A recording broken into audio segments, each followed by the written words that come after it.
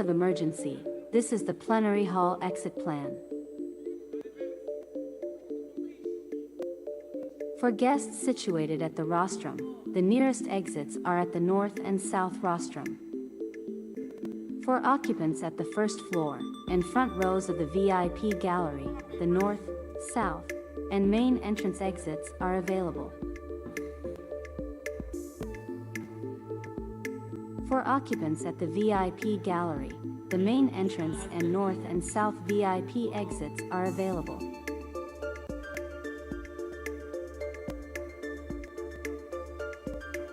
For occupants at the second floor gallery, there are exits available at both sides.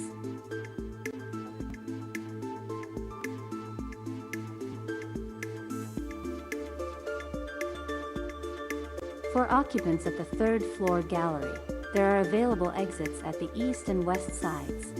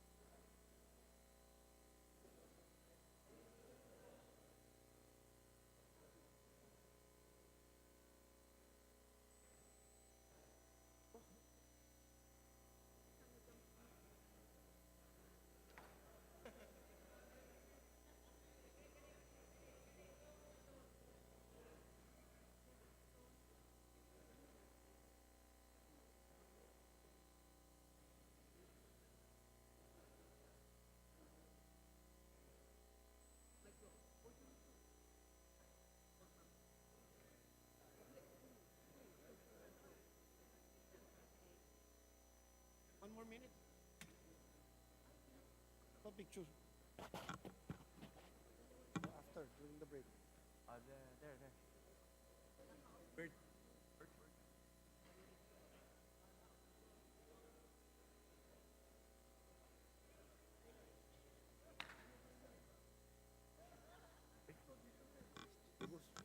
Thank you, boss.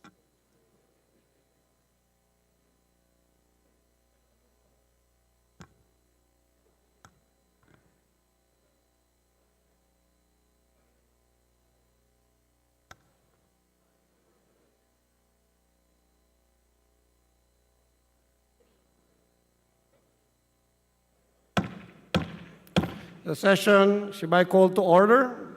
May we request everyone to please rise for the singing of the national anthem. Bayang magiliw, perlas ng silanganan, alam ng puso, sa titik mo'y buhay. Lupang hinirang, duyan ka ng magiting, sa manlulupit, di ka pasisingil, sa dagat at bundok, sa simoy at sa langit mong baghaw, may nilang ang tula at awit sa paglayang minamahal. Ang kisap ng watawat mo'y tagumpay na nagtitigil, ang bituin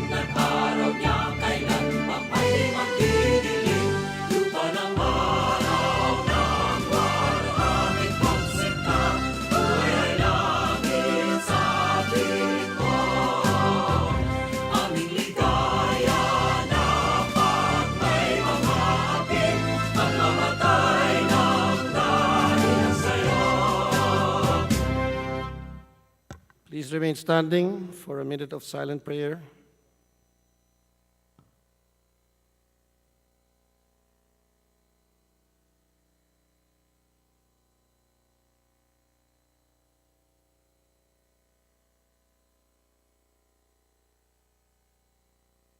Please be seated. The Secretary General is directed to call the roll of members. Majority Leader? Mr. Speaker, I move that we call the roll of members. The Secretary General is directed to call the roll call of members.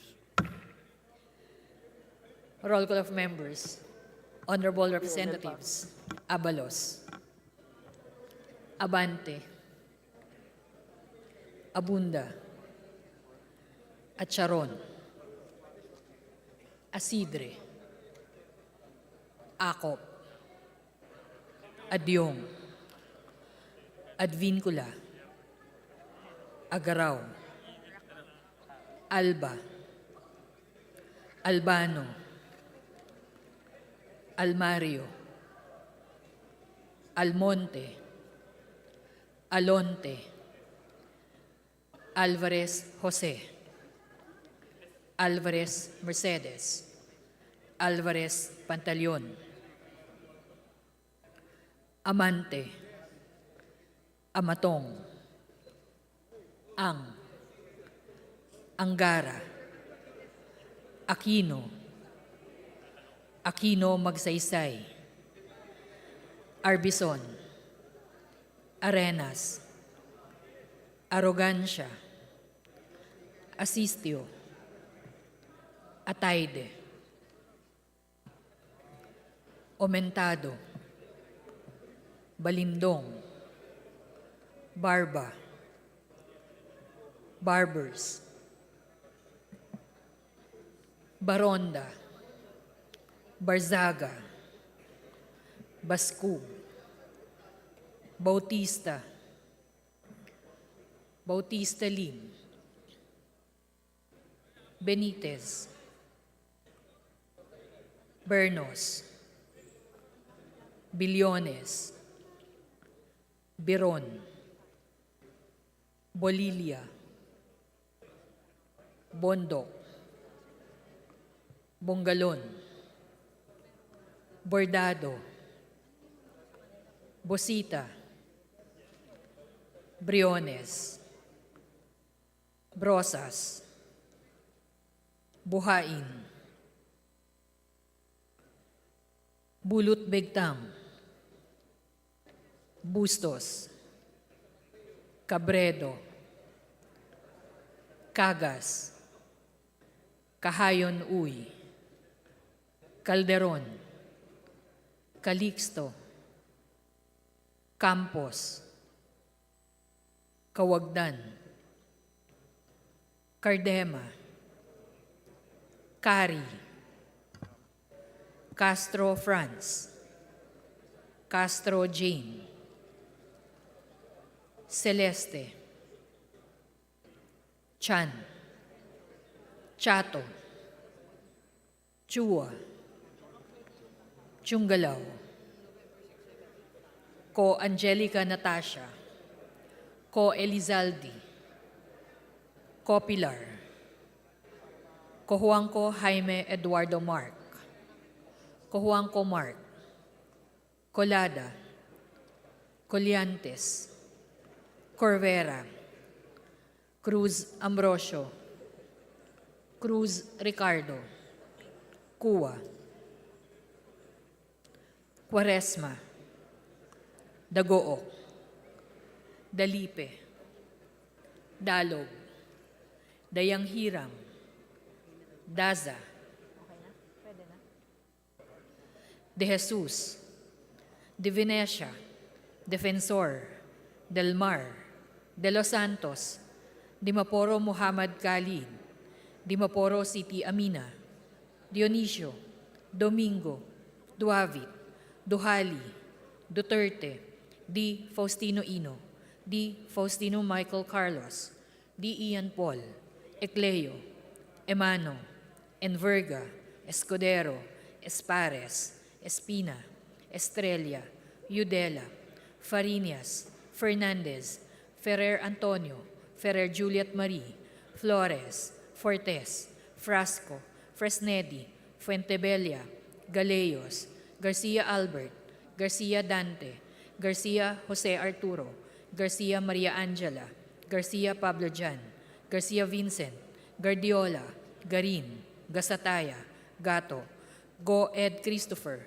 Go Mark, Goles, Gomez, Gonzaga, Gonzales Aurelio, Gonzales Neptali, Gonzales Sandro, Goriseta, Guico, Gintu, Gulias, Gutierrez, Haresco, Hataman, Hernandez, Herrera, Horibata, Javier, Ko Olga Ara, Ko Ricardo, Ko Wilton, Konghun, Labad-Labad, Lacson, Lacson Noel, Lagman, Lagon Daphne, Lagon Sani, Lara, Lazatin, Lee, Ligarda, Libanan, Limkaychong, Loyola, Luistro, Lumayag, Makapagal Arroyo, Maceda, Madrona, Magsino, Malapitan, Mangawang, Manikiz, Manuel, Maranyon, Marcoleta, Marcos, Mariano Hernandez, Marinio, Marquez, Martinez, Mastura, Matibag, Matugas, Mendoza, Mercado, Mercado Revilla, Miguel, Momo, Morden, Nava, Nisay, Nograles Juan Fidel Felipe, Nograles Margarita, Nolasco, Uaminal, Olaso, Olivares, Ongchuan, Ordanes, Ortega, Uano Dizon, Padiernos, Paduano, Paglas, Palma, Panaligan, Pancho, Panotes, Pascual, Peña, Pimentel, Plaza, Pleito, Primicia Sagabas, Pumaren, Puno, Kimbo, Rama, Recto, Rehencia, Remulia, Revilla Brian, Revilla Ramonjolo, Reyes, Rilio, Rivera, Robes, Rodriguez Eulogio, Rodriguez Rufus, Roman, Romero, Romualdez Ferdinand Martin, Romualdez Yeda Marie, Romualdo, Romulo, Roque, Sakdalan, Sagarbaria, Sakaluran, Salceda, Sali, Salimbangon, Salo, Salvame, Santos, Saulug, Silverio, Singson Richel, Singson Ronald, Singson Mihan, Solon, Suwan, Suwansing Horacio, Suwansing Micaela Angela, Suarez, Taliado, Tamayo, Tambunting, Tan Joseph, Tan Keith Micah, Tan Reynolds Michael, Tan Samir, Tan Stephen James, Tan Tambut, Tan Chay, Tan Huatco, Tariela, Teodoro, Teves, Tiangco, Tieng, Tolentino, Tulfo Erwin,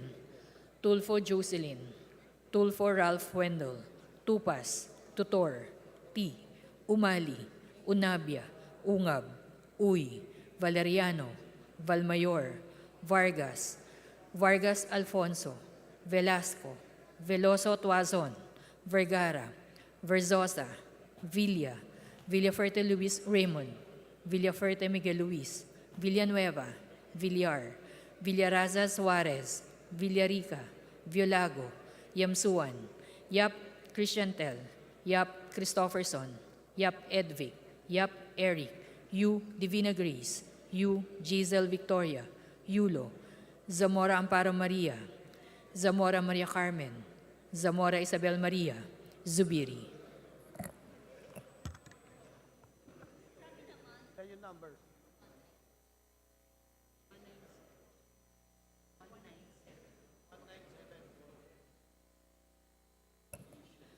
Mr. Speaker, the roll call shows that 197 members responded to the call. With 197 members responding to the call, the chair declares the presence of a quorum. Majority Floor Leader. Mr. Speaker, considering that copies of Journal Number 27 dated November 6, 2023, Journal number 28, dated November 7, 2023, and Journal number 29, dated November 8, 2023, were already distributed to the members. I move to dispense with the reading of the said journals. I so move, Mr. Speaker. There is a motion to dispense with the reading of the aforementioned journals. Is there any objection? The chair seeing and hearing none, the motion is approved. The reading of the said journals is dispensed with. Majority Leader. Mr. Speaker, I move that we approve Journal number 27, dated November 6, 2023, Journal number 28, dated November 7, 2023, and Journal number 29, dated November 8, 2023. I so move, Mr. Speaker. There is a motion to dispense again with the readings of the aforementioned journals. Is there any objection? Hearing none.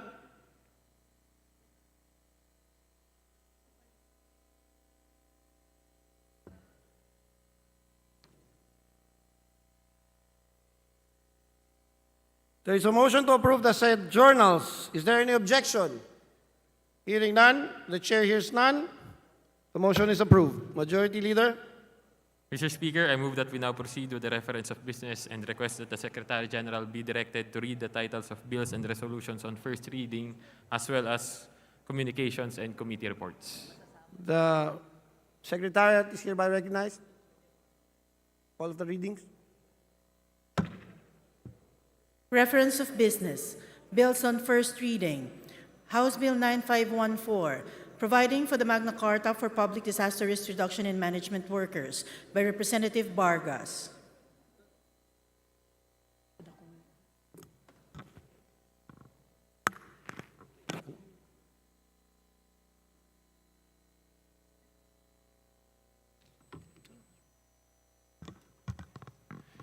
To the Committee on Disaster Resilience. House Bill 9515, amending an act authorizing the COMELEC to designate precincts assigned to accessible polling places exclusively for persons with disabilities and senior citizens. To the Committee on Suffrage and Vargas. Electoral Reforms. House Bill 9516, creating the position of barangay nutrition worker in every barangay, providing incentives thereto. Representative Vargas. To the Committee on Local Government. House Bill 9517, providing automatic promotion of government officials and employees upon retirement from government service, by Representative Vargas. To the Committee on Civil Service and Professional Regulations. House Bill 9518, institutionalizing a national telemedicine system in the Philippines, by Representative Vargas. To the Committee on Health. House Bill 9520, to amend the partnership provisions of the new Civil Code, by Representative Tambunting. To the Committee on Revision of Laws. House Bill 9521, to amend General Banking Law of 2000 to provide the standard of diligence of banks, by Representative Tambunting. To the Committee on Banks and Financial Intermediaries.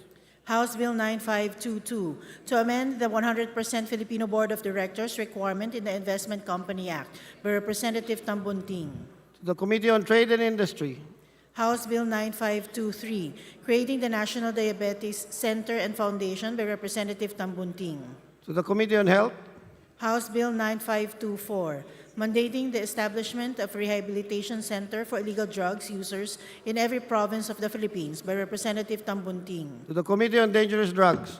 House Bill 9525, to promote rural health by providing for an accelerated program for the construction of a potable water supply system in every barangay in the country within 3 years, by The commit- Representative Tambunting. To the Committee on Public Works and Highways. House Bill 9526, providing incentives to public school teachers who are assigned outside of their towns and provinces, by Representative Tambunting. To the Committee on Basic Education and Culture. House Bill 9527, prioritizing civil service officers and employees for assignment or appointment in their home province, by Representative Kua. To the Committee on Civil Service and Professional Regulation.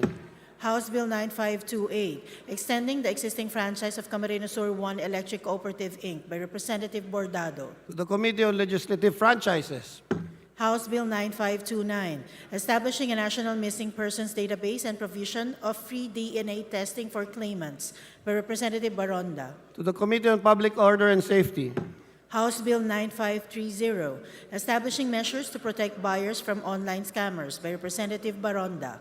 To the Committee on Trade and Industry. House Bill 9531, establishing measures to protect buyers in online transactions by ensuring that the items delivered are the same items purchased online, by Representative Baronda. To the Committee on Trade and Industry. House Bill numbers 9532 and 9533, establishing multi-species freshwater hatcheries in certain barangays in Magsaysay and Salay, Misamis Oriental, by Representative Onabia. To the Committee on Aquaculture and Fisheries Resources. Resolutions. House Resolution 1464, urging the appropriate committee of the House of Representatives to conduct an inquiry into digital banking platforms with linkages to gambling applications, by Representatives Tulfo Erwin, Tulfo Jocelyn, Tulfo Ralph Wendell, Yap Edvic, and Yap Eric. To the Committee on Rules. House Resolution 1465, congratulating and commending Bianca Bustamante as the first female to join the McLaren Driver Development Program, by Representative Marquez. To the Committee on Youth and Sports and Development. House Resolution 1466, directing the Committee on Natural Resources and other appropriate committees of the House to conduct an inquiry on the extended closure of all quarry sites within municipalities under the jurisdiction of the 2nd District of Sultan Kudarat, by Representative Swansing Horacio. To the Committee on Rules. House Resolution 1467, urging the national government to intensify research on desalination and other alternative water treatment technologies as supplementary sources of water, by Representative Solon. To the Committee on Rules.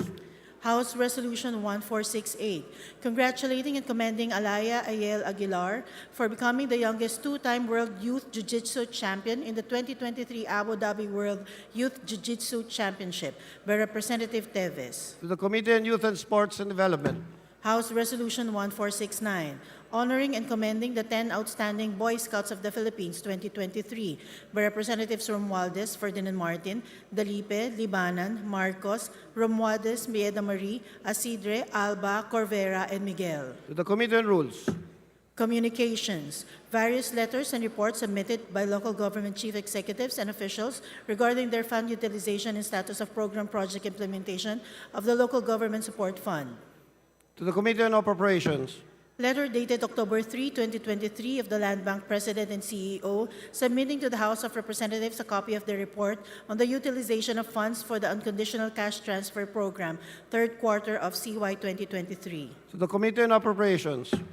Letter dated October 6, 2023 of the Bureau of Immigration Commissioner, submitting to the House a copy of the 3rd quarter collection report of the express lane fee for FY 2023, which was posted on their website.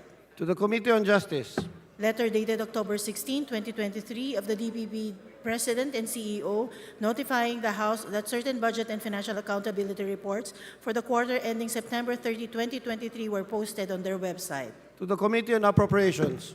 Report of the National Electrification Administration, attested by the Deputy Administrator, Corporate Resource and Financial Services on the receipt and utilization of Disaster Risk and Reduction Management Fund sourced from the General Appropriations Act for the month ending September 30, 2023. To the Committee on Appropriations. Report on fund utilization of the NEA as of September 30, 2023, attested by the Department Manager. To the Committee on Appropriations. Civil Service Commission Annual Report 2022. To the Committee on Civil Service and Professional Regulations. Board of Investments 2021 Annual Report. To the Committee on Trade and Industry. Annual audit reports on certain water districts for the year ending December 31, 2022. To the Committee on Public Accounts. Majority Floor Leader. Mr. Speaker, I'd like to acknowledge the guests of Deputy Majority Leader Jose Bong Teves Jr. at the plenary hall, namely Alelia Eli Aguilar, youngest Filipino two-time World Youth Jiu-Jitsu Champion in the 2023 Abu Dhabi World Youth Jiu-Jitsu Championship, and her parents, Alvin Aguilar, President and founder of the Universal Reality Combat Championship, and Maybelline Masuda, first Filipino-Brazilian Jiu-Jitsu World Champion.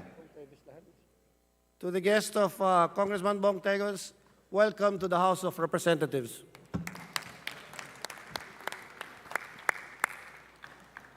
Majority Leader.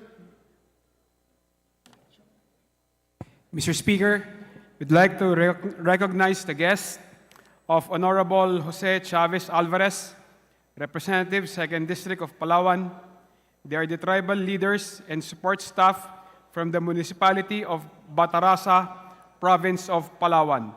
They are Artemio Rendaman, Angelo Lagrada, Nonoy Siplan, Romel Onok, Fausto Dumandan, Renwes Ayoyo, Quirino Awas, Ariolin Edlap, Rene Gawa, Pilar Biscay, Boyet, Pasio, Pedrino Asiran, Ernesio Lamani, Merino Astin, Nelson Budong, Anido Akat, Malangka Ella, Ilorde Mistero, Ginalyn Arisa, Angeline Vasilo, Felma Cholipas, Melanie Mendez, and Dick Alorde, Mr. Speaker. The guests of the Congressman from the 2nd District of Palawan, the Honorable Jose Chavez Alvarez, you are all welcome to the House of Representatives.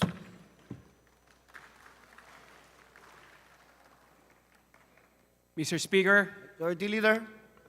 we also like to recognize the guests of Deputy Speaker Antonio Tonipet Albano and Deputy Majority Leader Jose Bong Teves Jr. They are the former Masbate Governor and Vice Governor and now the Local Water Utilities Administration or LUA Administrator Vicente Reville, former Capiz Governor and Vice Governor Esteban Nonoy Contreras II, former Camarines Norte Vice Governor Jonah Pimentel, former Albay Vice Governor Harold Imperial. Mr. Speaker. Thank you. My guests from the former Vice Governor Leagues of the Philippines, my former colleagues, and also the guest of Congressman Bong Teves, we welcome you to the House of Representatives. Majority Leader. Mr. Speaker, under the calendar of unfinished business, I move that resume consideration of House Bill number 9293 under Committee Report number 779 and that the Secretary General be directed to read the title of the said measure. So move, Mr. Speaker.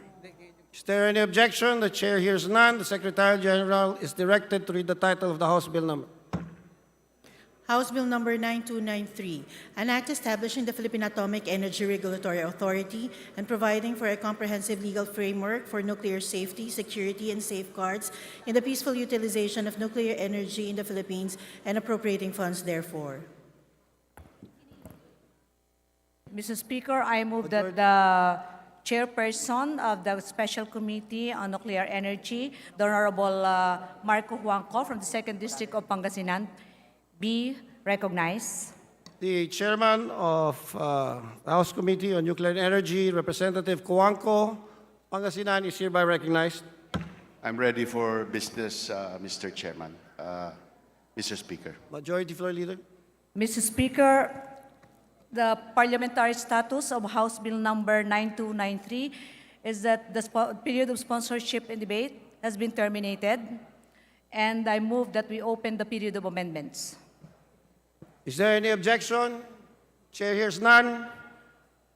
The House Bill 9293 is recognized to sponsor the measure.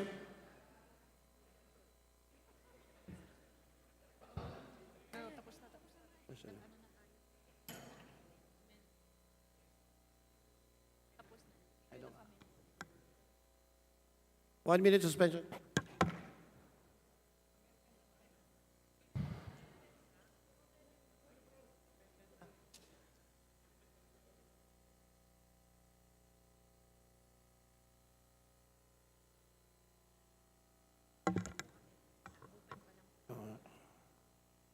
Session resumes. Is there any objection? The chair hears none. The amendment is approved. The period of amendment is hereby open. Majority Leader. Mr. Speaker, there being no committee amendments, we proceed to the individual amendments. Is there an objection? The chair hears none. The motion is approved. Majority Leader. Mr. Speaker, I move that the honorable gentleman from the 2nd District of Bataan, Representative Albert S. Garcia, be recognized for his individual amendments. Oh, wala pa siya. Okay. Majority Leader. Mr. Chair, I withdraw my motion to recognize Representative Albert Garcia, and I move that we recognize instead Representative Maria Angela S. Garcia of the 3rd District of Bataan for her individual amendments. So, Congresswoman Garcia is hereby recognized. Good afternoon, colleagues and Mr. Speaker. Although yesterday our sponsor manifested that he is not willing to accept any amendments, this humble representation would like to still put on the table and on record her proposed individual amendments, hoping and praying that our sponsor may still reconsider his manifestation yesterday. Mr. Speaker, Congressman Cuanco is recognized. in fact, I changed my statement yesterday that I would listen to proposed amendments. So I will listen to the amendments proposed by my distinguished colleague. Congressman Garcia. Thank you, Mr. Speaker. I have 10 proposed amendments. The first, may I propose to delete in Article 2, Section 7, page 9, lines 30 to 31, continued to page 10, lines 1 to 2, the provision or the statement that says, it is advised that the DG and DDGs shall not have a history of advocating against or otherwise taking positions that are contrary to the utilization of nuclear energy in the Philippines. Congressman Cuanco, what is your response? I do not accept the amendment, Mr. Speaker. Congresswoman Garcia. Majority Floor Leader. Mr. Speaker, we join the sponsor in rejecting the amendment. Mr. Speaker, my second proposed amendment, may we propose to delete in Article 2, entire Section 8, open parenthesis L, close parenthesis, page 11, lines 18 to 37, up to page 12, lines 1 to 5. If I may read, a universal charge of a maximum of 0.005 per kilowatt hour shall be collected by the electricity providers from all electricity end users. Up to the fund shall be used exclusively by the PhilAtom in an open and transparent manner for the following purposes. What does the proponent say? I do not understand. Does she want to delete this entire section, Your Honor? I don't understand the amendment. Congresswoman Garcia. Mr. Speaker, yes. This representation proposes to delete the provision of a universal charge on all electricity users for the operations of PhilAtom. Mr. Speaker, I reject the amendment, the proposed amendment. Majority Floor Leader. Mr. Speaker, we in the majority join the sponsor in rejecting the proposed amendment. Congressman Mr. Garcia. Speaker, my third proposed amendment, I propose to insert a new section in Article 2, page 15 after line 30, Section 12, which will be Section 12, Establishment of a Nuclear Energy Advisory Board. This is as per Executive Order 116, constituting a Nuclear Energy Program Interagency Committee or NEP-IAC, and based on the DOE position paper. So Section 12 will read, Establishment of a Nuclear Energy Advisory Board. A Nuclear Energy Advisory Board shall assist and counsel the authority on the following. A, matters of safety, security, and safeguards on the use of nuclear energy and radioactive materials, operation of nuclear energy installations and radiation facilities, and the conduct of nuclear energy activities. And letter B, issuance of rules, regulations, and policies pursuant to its regulatory responsibilities on nuclear energy. The NEAB may, on its own initiative or upon the request of the Commission or authority, provide its opinion or advice on issues related to nuclear energy.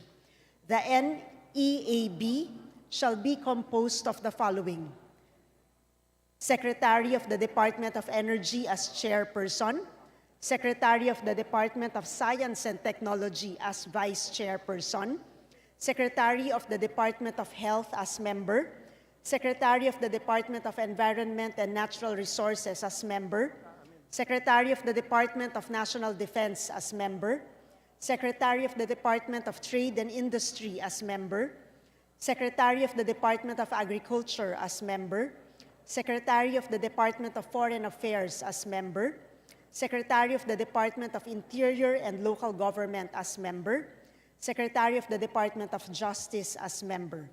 All the power and functions of the Nuclear Energy Program Interagency Committee under Executive Order Number 116, Series of 2020, and Executive Order Number 164, Series of 2022, shall be transferred to the NEAB, including the preparation and review of the Philippine Nuclear Energy Program, unless otherwise provided for under this Act. The NEAB may convene anytime upon the request of the chairperson of the authority. What does the sponsor say? Mr. Speaker, the proposed amendment can be the subject of a separate bill. In fact, it would be more appropriate to put a NEPIAC, as suggested by my distinguished colleague, under the proposed, the suggested to the Secretary of Energy that he create a new Office of Nuclear Energy within the DOE. So it is not appropriate to create this body within the PhilAtom. It is more appropriate that this body that is being suggested be created as a separate entity to decide on policy regarding nuclear energy as far as investment, control on rates, etc. are concerned. So I will have to reject the proposal, Mr. Speaker. What does the majority leader say? Mr. Speaker, we in the majority join the sponsor in rejecting the said proposed amendments. For the record. Congresswoman Garcia? Thank you, Mr. Speaker. My fourth proposed amendment is to propose to replace in Article 3, Section 14, page 16, line 29, instead of authorizations for nuclear facilities, replace with authorizations for nuclear or atomic installation for commercial power. What does the sponsor say? The PhilAtom, as envisioned, is the authority that regulates all ionizing radiation. And so it should not be constrained that way, Mr. Speaker. Therefore, I reject the amendment. What does the proposal. majority leader say? Mr. Speaker, we in the majority join the sponsor in rejecting the proposed amendment. Congresswoman Garcia? Thank you, Mr. Speaker. As to my fifth proposed amendment, may we propose to insert in Article 3, Section 14, page 16, line 33. This is as per the DENR position paper. In case of nuclear or atomic installation for commercial power, strict implementation of land and infrastructure development related policies and regulations as part of the siting criteria and evaluation of potential sites shall be done by a pool of multidisciplinary experts led and organized by the Nuclear Energy Program Interagency Committee or its equivalent upon the enactment of this bill. What does the sponsor say? Mr. Speaker, I think that all the concern of my distinguished colleagues regarding the matters she just mentioned is already covered in the bill.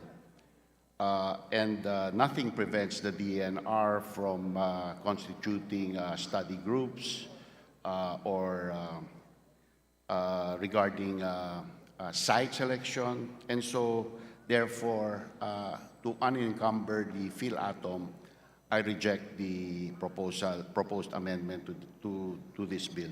What is the opinion of the majority? Mr. Speaker, we join the sponsor in rejecting the proposed amendment. Congresswoman Garcia. Mr. Speaker, on my sixth proposal, I propose to amend to include in Article 3, Section 14F, page 17, line 40, the following phrase, and this is as per IAEA November 2005 Expert Group Report on Financial Aspects of Decommissioning. What does the sponsor say? Sorry, Mr. Speaker.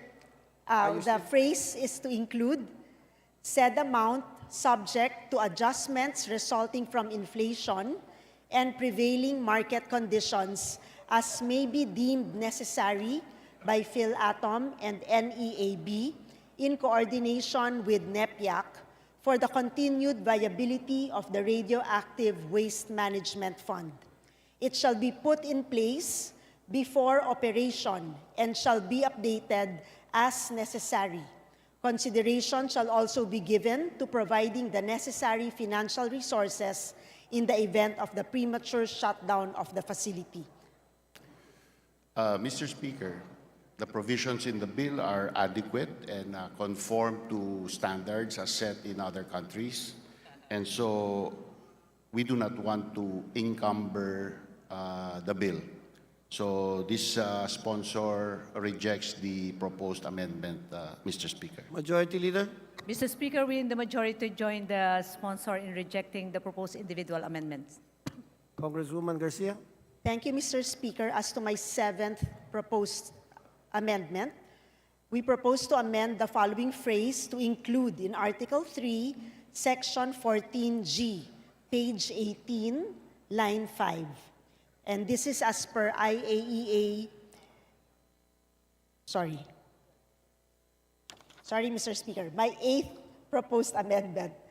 We propose to insert in Article 3, Section 14, a new 14J on page 18, line 15.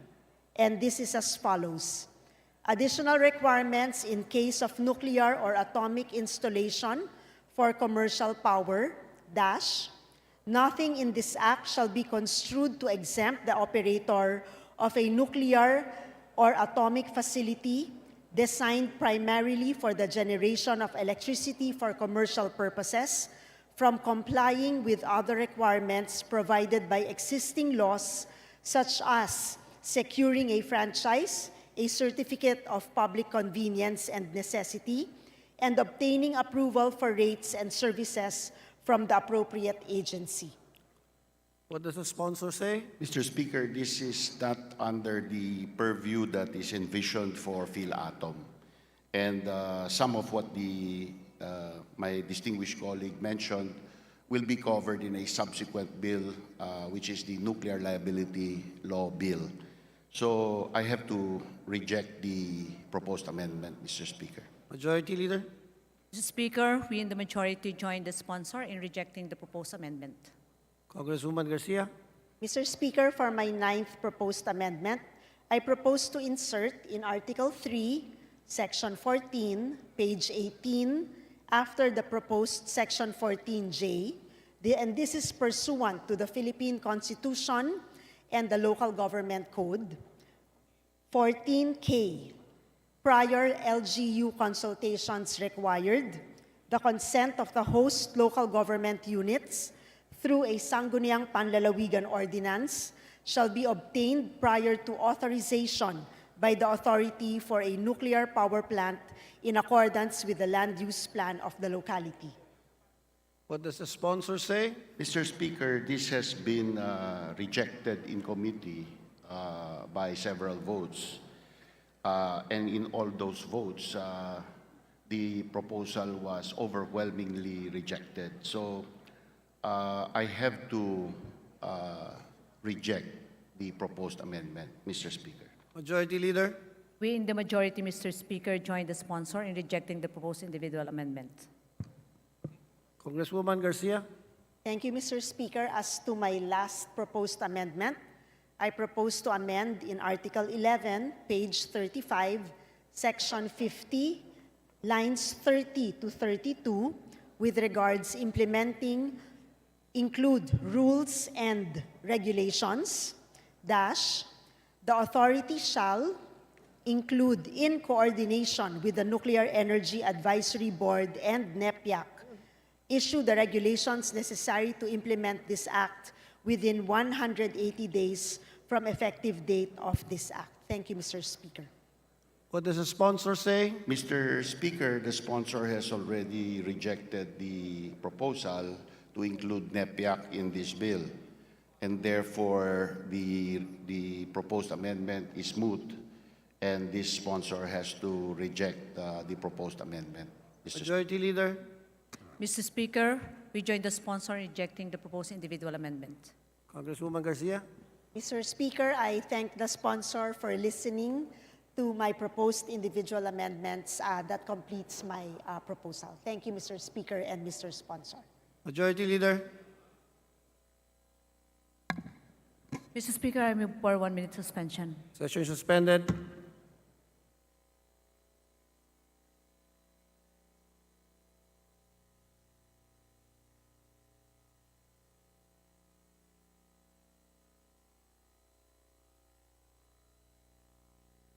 Session resumes. Majority Leader? Mr. Speaker, I move the honorable gentleman from the 2nd District of Bataan, Representative Albert S. Garcia, be recognized for his individual amendment. So moved. The 2nd District of Bataan, the Honorable Albert Garcia is hereby recognized. Thank you, Mr. Speaker. Good afternoon, dear colleagues. Good afternoon to the sponsor. I would like to propose an amendment to Section 4, line number 2. After the authority period, I would like to insert, provided that the May I have the page, Your Honor? May I have the page? page 4, page 2 of the bill, Page 2. line number 2. Page 2. Line number 2. There's no page 2, Your Honor. It's page 3. If you look at the calendar of business, it would be page 4. May I give you a copy of the bill, Your Honor? I don't find it here. Okay. I need to refer to the proper section of the bill. Copy. Will the COMSEC like copy to Congressman Abet, please?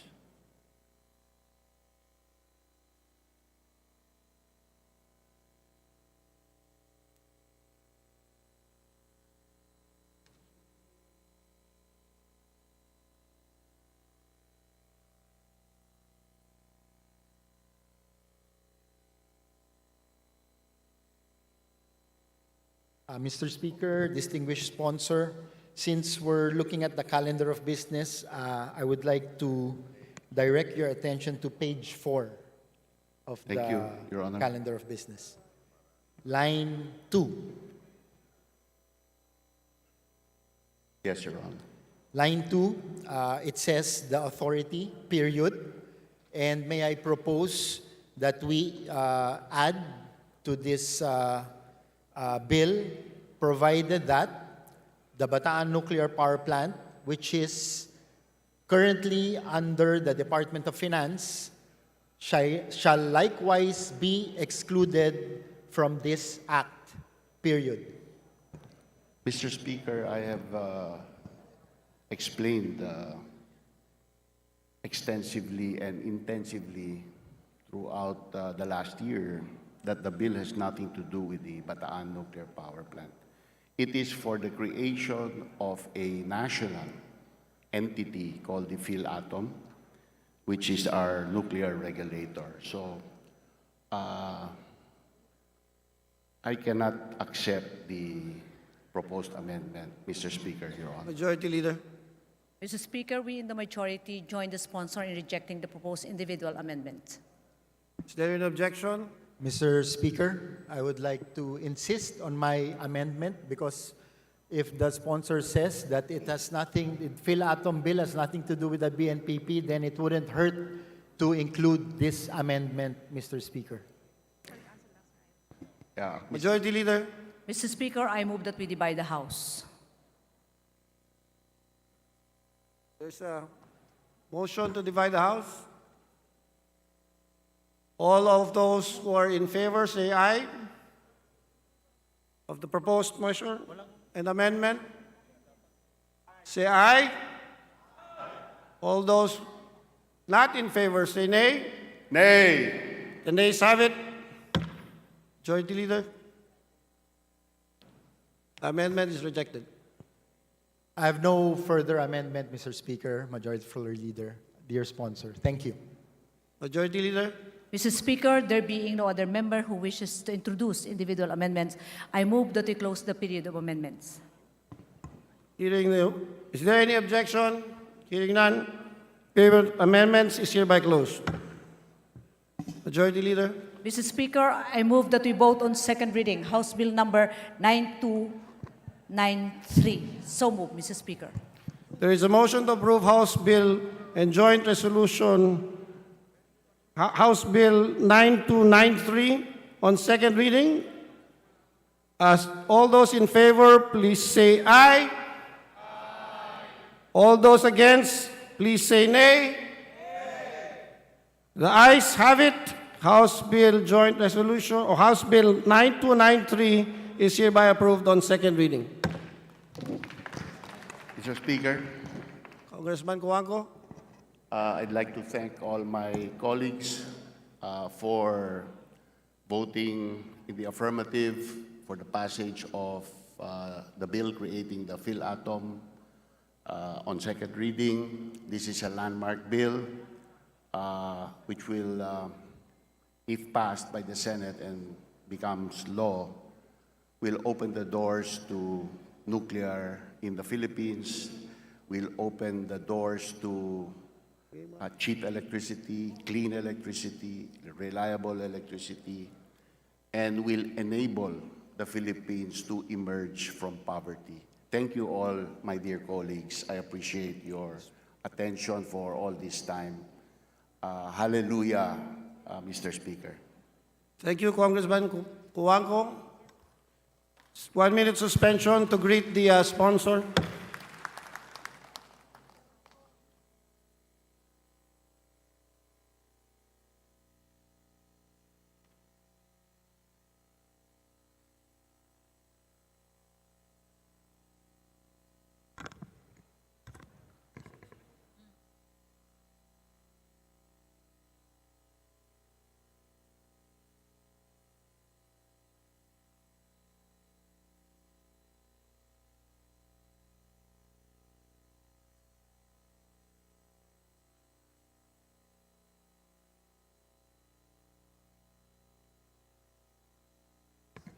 Majority Leader.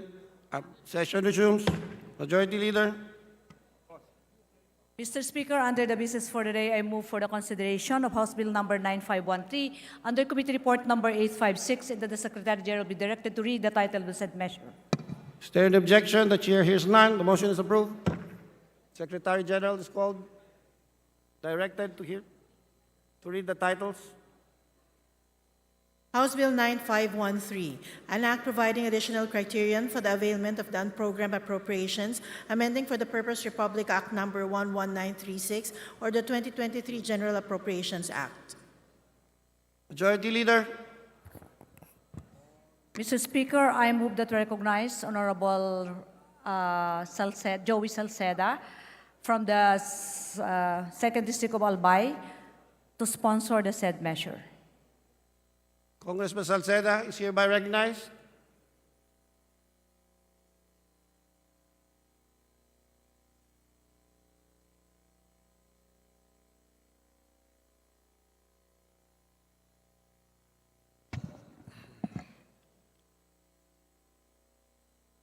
Congressman Salceda, you have the floor. Thank you very much, Mr. Speaker.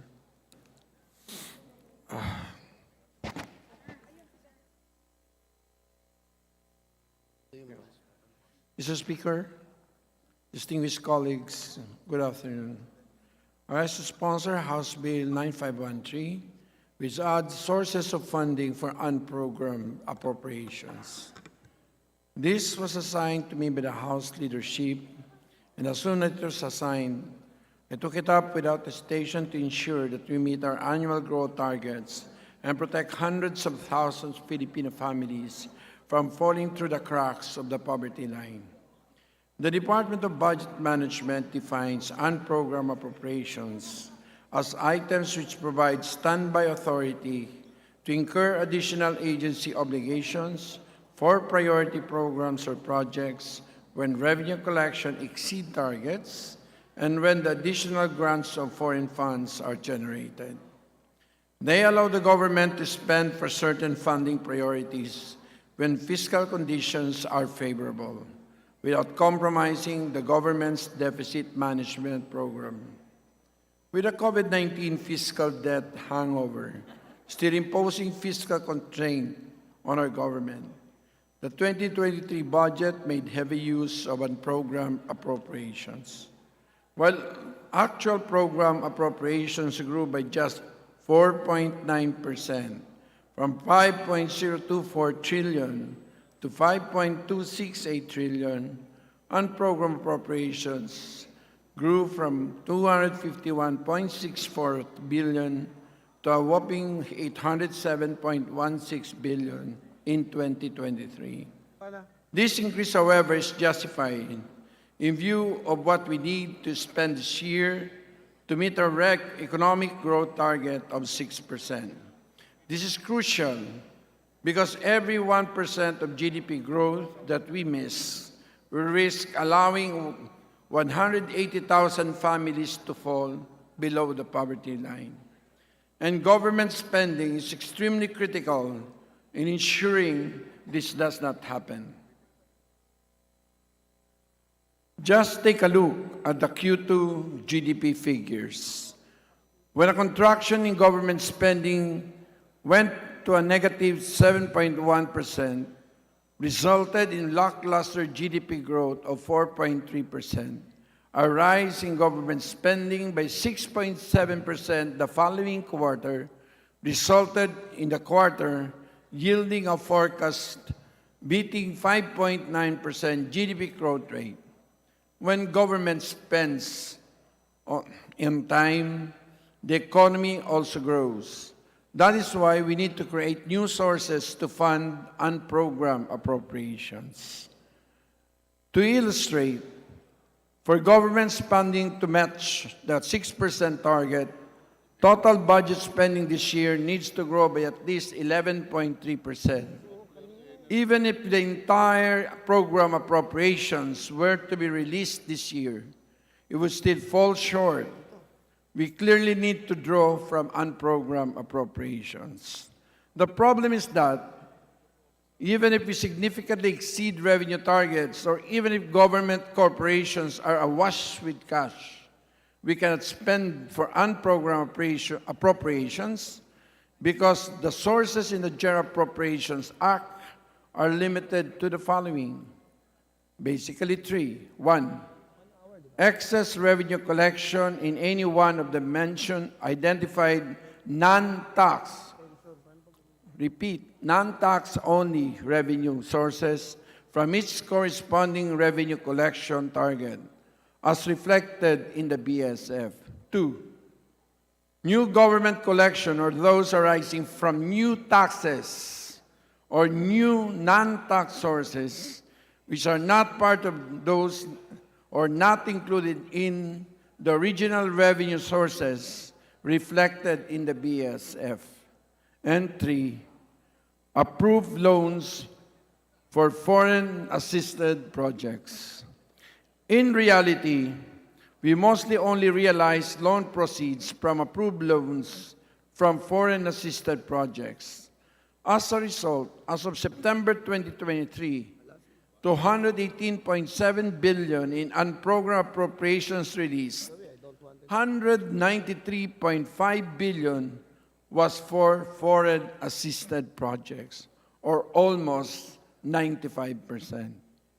According to a statement by economic managers in November 3, total revenue collections this year are expected to breach 3.84 trillion against the BSF program of 3.64 trillion and the DBCC target of 3.73 trillion.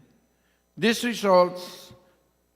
means that actual revenues are expected to exceed the program by at least 210 billion. In addition to this, government corporations are also flush with cash that they can no longer spend for their operations. A non-exhaustive sweep of GOCCs conducted by our staff on just 11 corporations shows that there is at least 560.8 billion in surplus and retained earnings that are in excess of operating and reserve requirements of these corporations. By withholding spending, we allow families to fall into the poverty line. While sitting on a proverbial pile of gold, we must not allow this while Congress can still do something about it. It is for this reason that I request the immediate approval by this plenary of House Bill 9513, which adds to the sources of ad program appropriations the following additions. 1, include excess revenues in existing tax sources. 2, include funds of government-owned and controlled corporations determined by government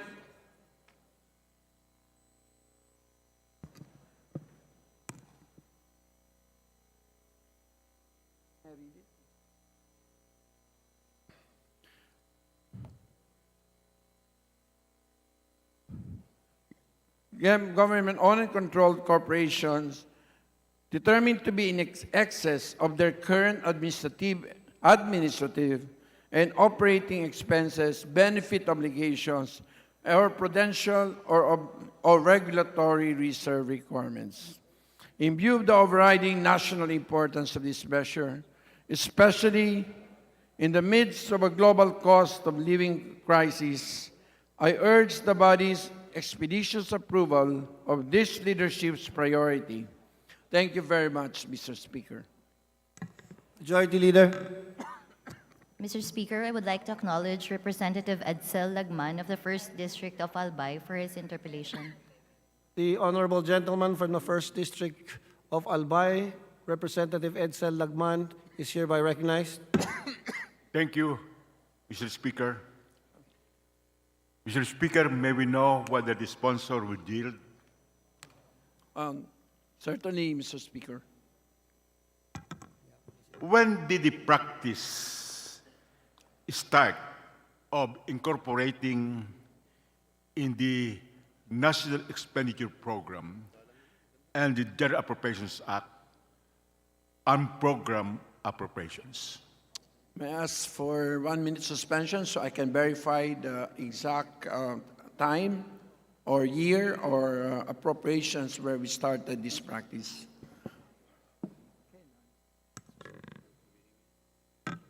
One minute suspension.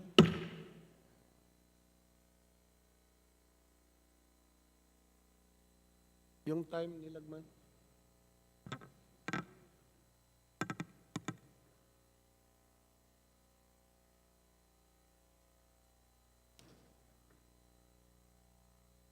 Yung cookies.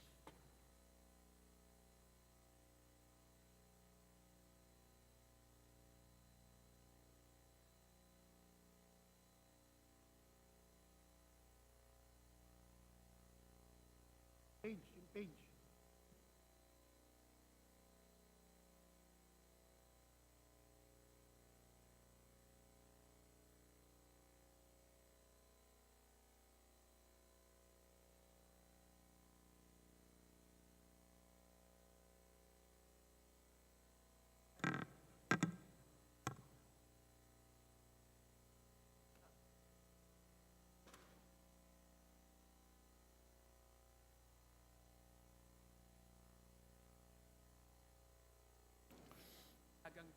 Session resumes. In answer to the query, the records of DBM show, the records show 1989. 1989. 89.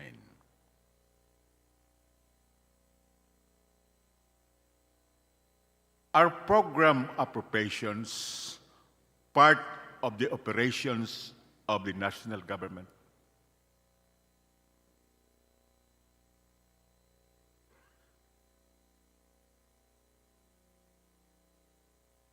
Oh, yes, according to the DBM.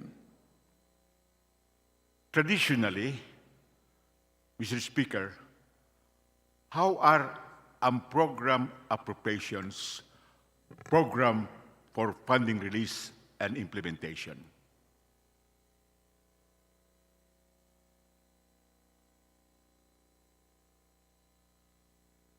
Generally, Your Honor, one is whenever there is a loan that is released, foreign loans that are released, and this results in the notice of loan proceeds.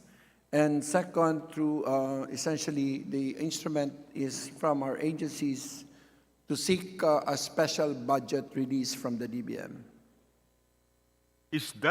Are those factors the ones that would trigger the programming of unprogrammed appropriations? Is it not that the principal factor would be an incremental revenue over and above the estimated tax collections? As I've said, Your Honor, there are three sources, and once these sources are triggered, then it's still, you need a special budget request from the agencies. So the three are, as I've said, are essentially when there is excess revenues on non-tax revenue sources and new revenue collections, or those arising from new tax or non-tax sources generally approved by Congress. And all of these are contingent factors. Is that correct? In prior years, how much of the unprogrammed appropriations were funded for implementation? Let us start with 2022.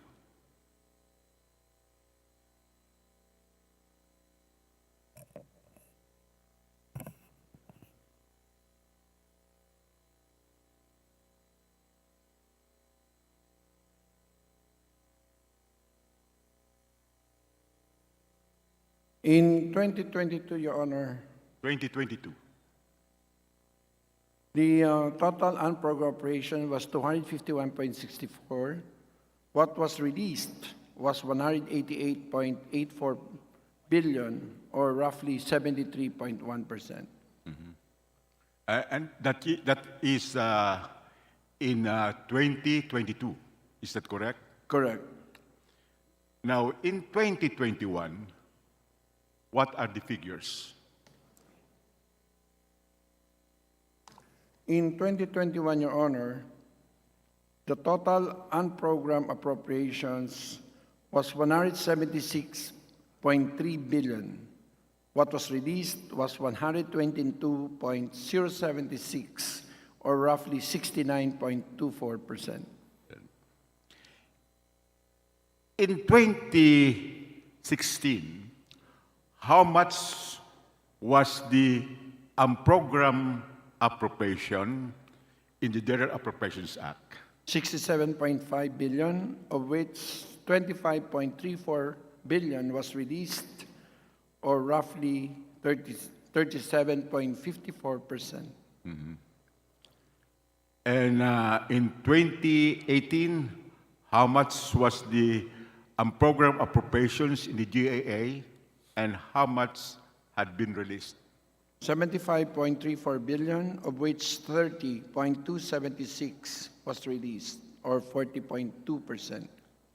Now, for 2024, how much was the program appropriations included in the NEP?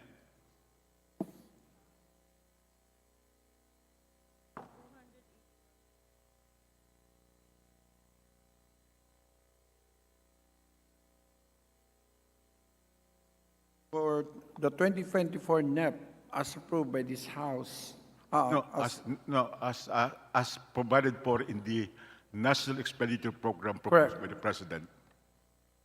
well, essentially, based on the NEP, 281.9 billion. And that is the NEP. That's the NEP. And what is the approved on third reading in the JAB for program appropriations? Same amount, Your Honor. The same amount. Through the years, would you say that the program appropriations increased or decreased?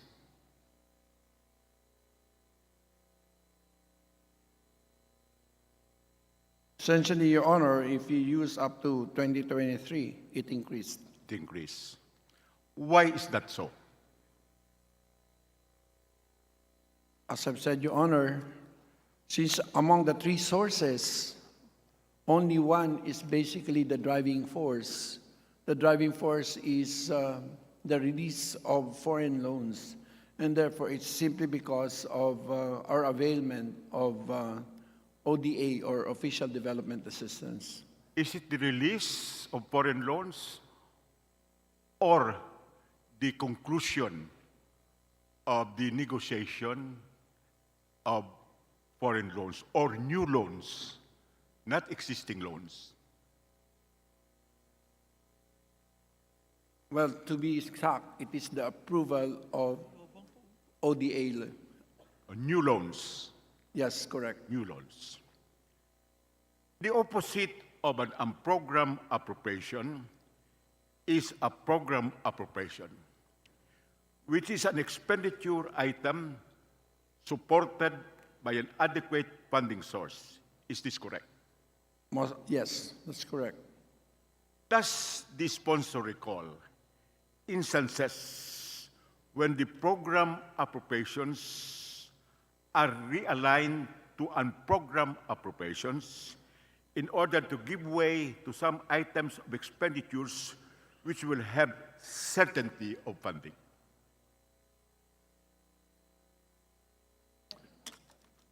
Your Honor, during periods of implementation, no.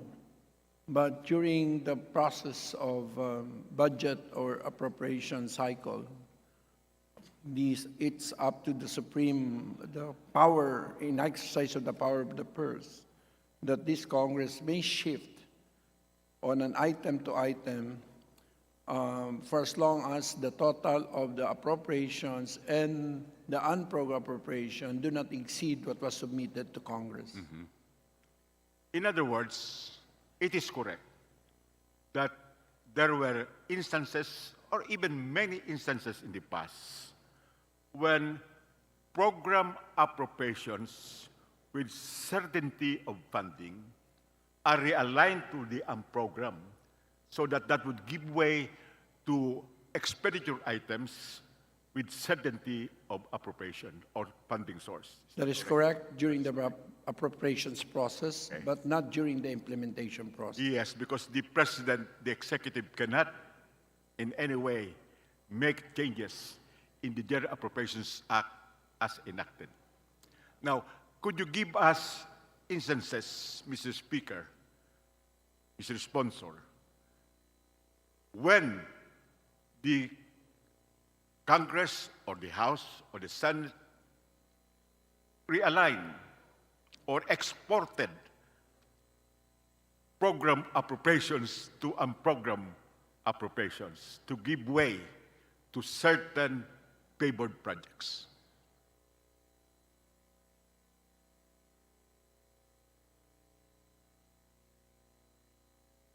You want the entire, because I think for last year, for this year, I think we substantially, I think, probably in our history, the most substantial transfer of program to unprogrammed was essentially conducted, Your Honor. So, but I would like- you wish a more exhaustive listing, Your Honor? No, I would like to have specific instances An instance. when this happened. Examples.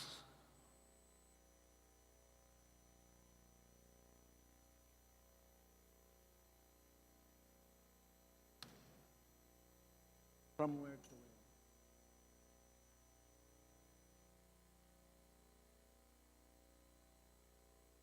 Program. No program.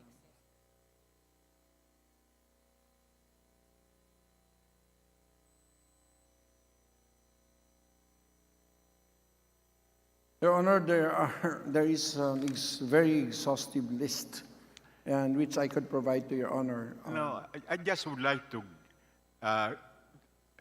make the sponsor reveal to us some instances of this sort of realignment from program to unprogram appropriations, so that we will know what is the import of this bill and its consequence. Example, Your Honor, is 145 billion for priority infrastructure program for roads, bridges, multipurpose building facilities, flood control, and water system. That is a program, and that was essentially transferred to unprogrammed. Another one would be for payment of right-of-way of 17.5 billion. So, ilan ba yung total nun? From NEP to GAA? Yes? Ilan total? Ilan total?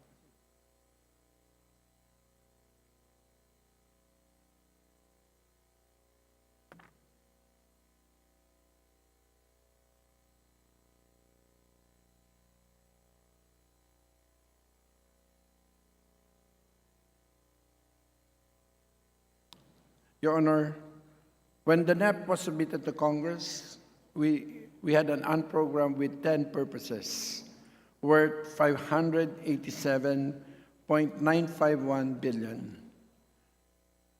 After the entire budgetary cycle, meaning to say the GAA, in the fiscal year 2023 GAA, we have 61 purposes from only 10, and from 587 billion, the unprogram went up to 807 billion. Now, may we know, after the program appropriation for infrastructure, for example, were exported to the unprogrammed, what took the place of the program appropriations which were put in the unprogrammed appropriations? In the instance the sponsor cited.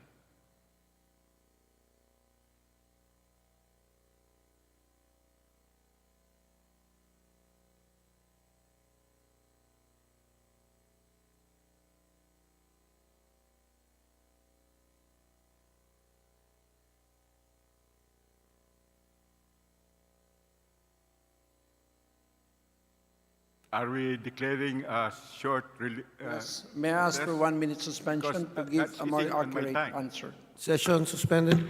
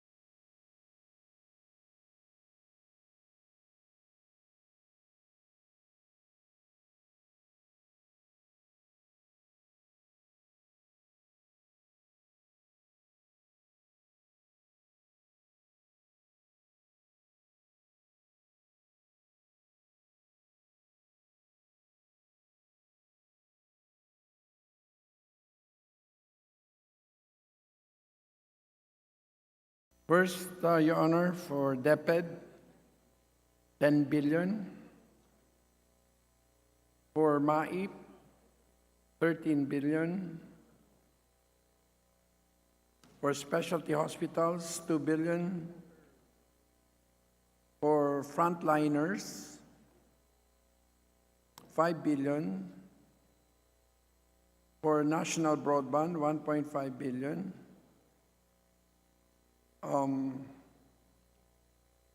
For TWSP, for TESDA, basically 2, 4, 5, almost 10 billion. For UIQTE, 2 billion. For DND NDCP, well, 10 million. For solar water system, 10 billion. For AIX, 5 billion. For seniors pension of indigent senior citizens, 5 billion. I'm skipping the less than 1 billion. Libreng Sakay, 2 billion. Bike lanes, 1 billion. Fuel subsidy, 2.5 billion. LTFRB MOE, 2.5 billion. For Tulong Dunong, I never knew this such large, is 5 billion. PDSP, ayaw na, sa haba. So basically, Your Honor, those are, I've mentioned probably almost 80 billion. And those are the replacement projects for the program appropriations From the exported to the unprogrammed. Is that correct? That's correct, Your Honor. But what was the amount of the unprogrammed, the amount of the program which was buried in the unprogrammed is much bigger than this summary of the projects mentioned as replacement. Dear colleagues, I will just give you a very simple illustration of how this would affect the budget. For example, a barangay hall which is programmed for, say, 5 million, needed by a barangay and funded under the agency's program, is transferred to the unprogrammed, where there is no certainty of being implemented. And in lieu of the transferred program appropriation for the school, for the barangay hall, a basketball court is the replacement project. It is a pet project by a legislator or by anyone who would wish to make that project funded. I am the first one to say that Congress must have the power of the purse, but Congress must never abuse this power of the purse. The realignment of program appropriations and buried to the unprogrammed appropriations is not an exercise of the power of the purse, it is an abuse of the power of the purse. And now we would like the government, the GOCCs, to fund what was previously already funded because it was transferred to the unprogrammed. That is a very clear example of an abuse of the power of the purse. Now, may I go to the next question? The President's proposed National Expenditure Program includes both program and unprogrammed appropriations. Is this correct? That's correct, Your Honor. Traditionally, in the computation of the totality of the national budget, are unprogrammed appropriations included in the computation? Your Honor, When I was chairman, yes. And when you were chairman, yes. In other words, the limit is set at the combination of both program and unprogram. And the total ceiling would be a combination of the totality of the program Correct. and the totality of the unprogram. Could you please refer to the DBM if this is correct? According to DBM, former DBM, the DBM secretary, yes, that's correct. Yes. And what is the ceiling for 2024 national budget as proposed by the President and the National Expenditure Program?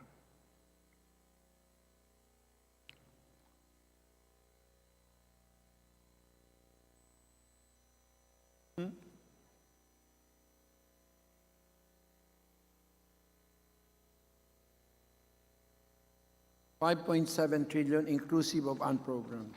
Five? I'm sorry. No.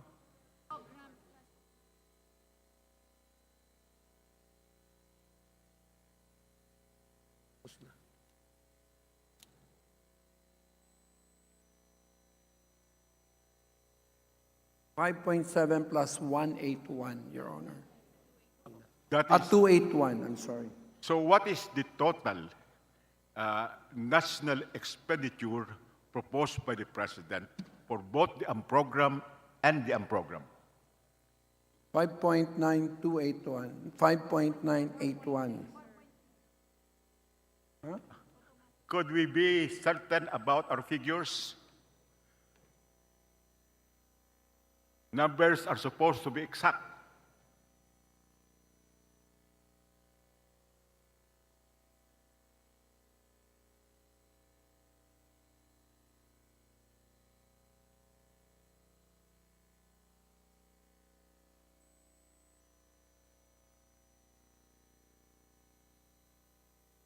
That's correct, Your Honor, 5.9, but that includes the automatic appropriations. Teka muna. That includes It's the- 5.7 in program Uh-huh. plus 281 in unprogram. in unprogrammed. That's correct. Okay. When the Constitution provides in Section 25(1) of Article 6 that, and I quote, the Congress may not increase the appropriations recommended by the President for the operation of the government as is specified in the budget. The Constitution does not distinguish between program and program appropriations. Is that correct? That is my understanding. It's correct. It's correct. And it is settled that when the Constitution or the law does not distinguish, we must not distinguish. That's correct also, Your Honor.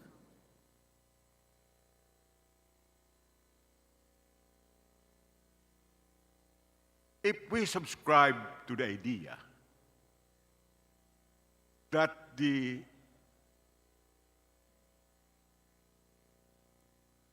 program is part of the ceiling, how come that we keep on increasing the program through the years? And what happens to the void where projects are supposed to be appropriated?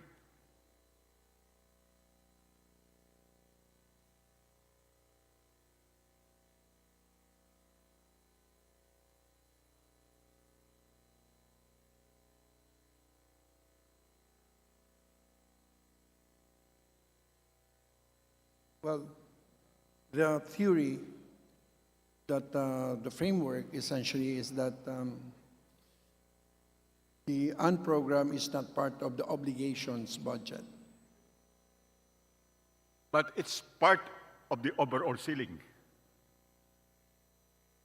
as you have mentioned. Yeah.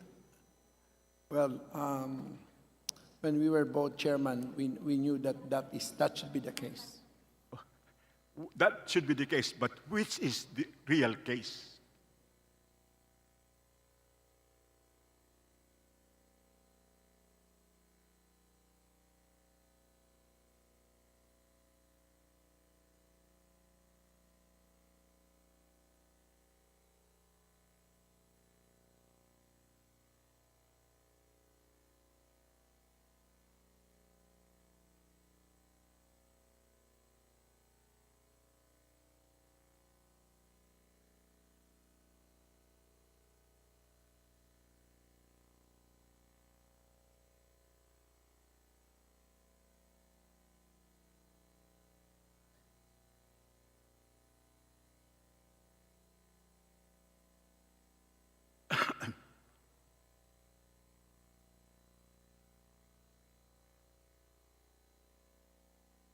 If I am authorized, Your Honor, to present to the honorable colleague from Albay, actually, there is a way of presenting it where, in fact, the program is deducted from the total appropriations, and therefore the total program appropriations remain within the ceiling as set by the executive in the NEM. In other words, There are 1, 2, 3, 4, 5, 6, 7, 8, 9. In short, there are 10 lines. And the biggest line there, of course, Your Honor, is that the automatic appropriations is part of the entire process of setting the ceiling. And for example, for 2023, the automatic appropriation is 1.596. But for 2024, it jumps to 1.747. So once you add up, Your Honor, the total ceiling still comes up even to a certain number, wherein at the bottom you deduct the unprogrammed appropriations so that you have a total program appropriations that is essentially approved by Congress. well, I am not talking about the automatic appropriation. What I'm talking is about the program and non-program. Can we get the final answer of the distinguished sponsor whether the unprogrammed appropriation is part of the budgetary ceiling proposed by the President?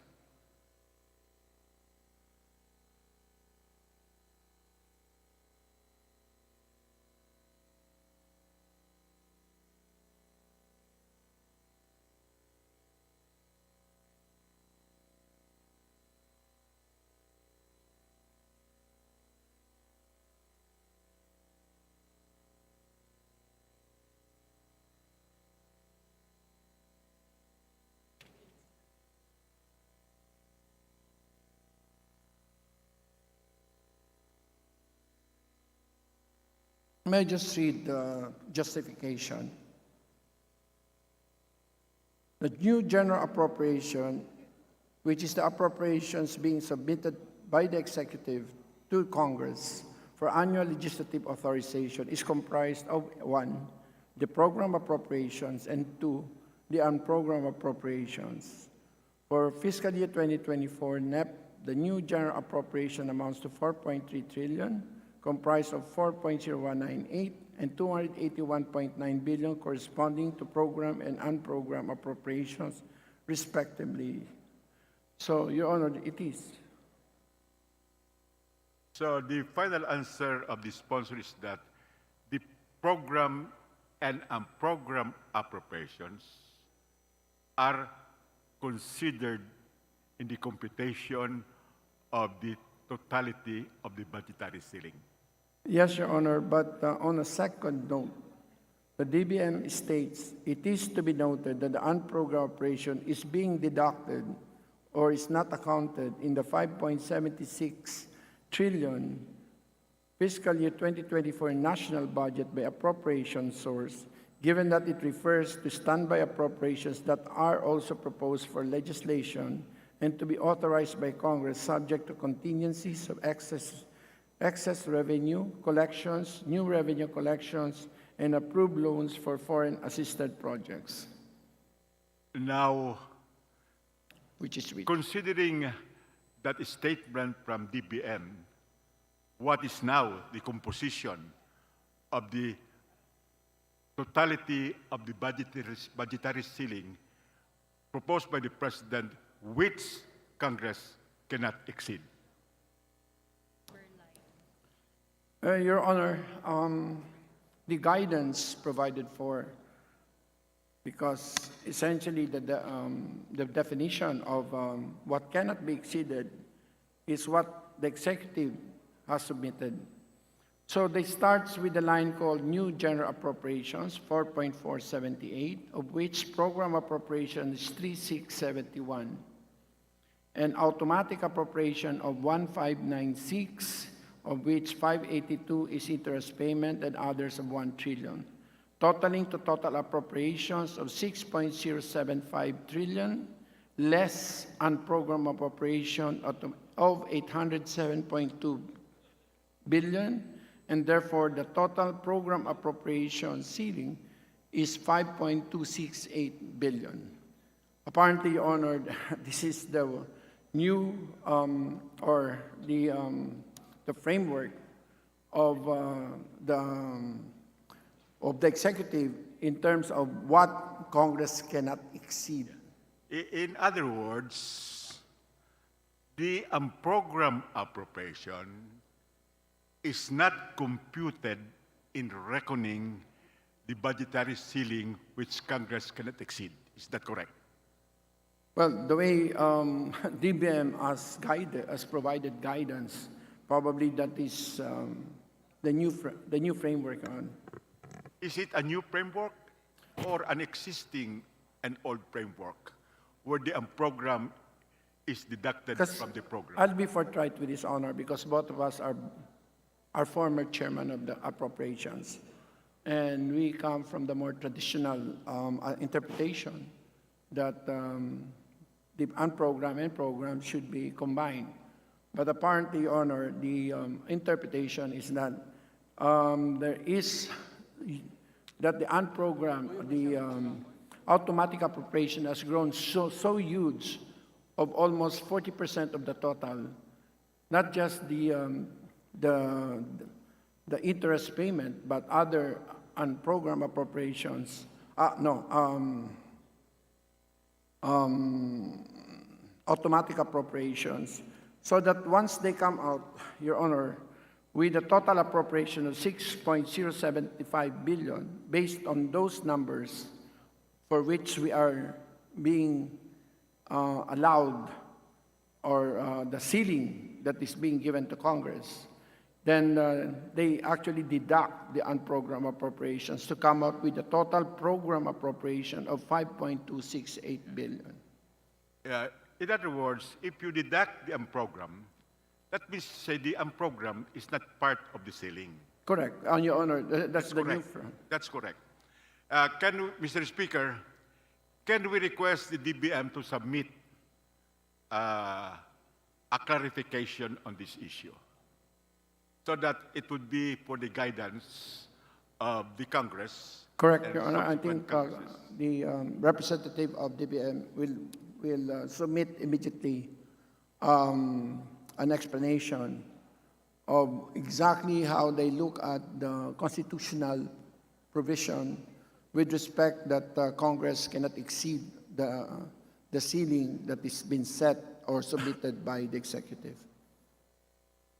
If we say that the unprogrammed appropriation is not part of the computation of the ceiling, so Congress can increase the unprogrammed appropriation with the sky as the limit. Is that correct? That is the consequence, Your Honor. That is the consequence.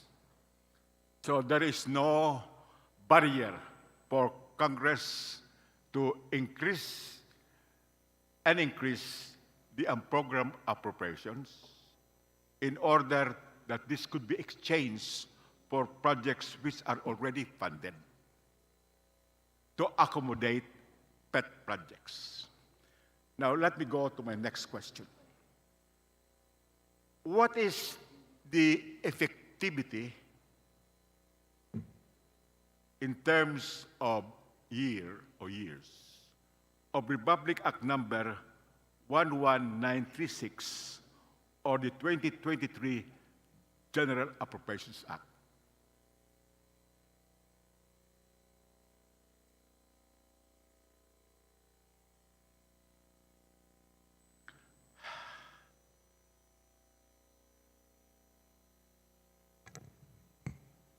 Two years? 2 years.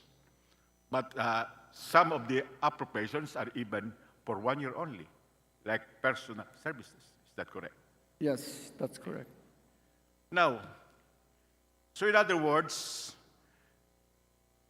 the GAA for 2023 will expire in its entirety by the end of 2024. Correct. Correct. Then, why are we amending Republic Act number 11936 or the 2020 General Appropriations Act, which is supposed to be expiring next year? Is the sponsor maintaining that even after the expiration of the General Appropriations Act for 2023, these proposed amendments will survive? Can an amendment survive the statute or law which it seeks to amend? No. No, it will not. So why are we? But In other words, this proposed bill is only good up to 2024? correct. Correct, Your Honor. Why do we? Then we will again make a new bill amending the budget for 2024? Is that correct? Why don't we make an independent and original bill?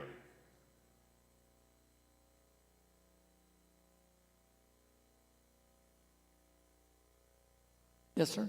Yeah. So if we need to make additional criteria for the program appropriations to be implemented, to be funded, we will do the same exercise year after year.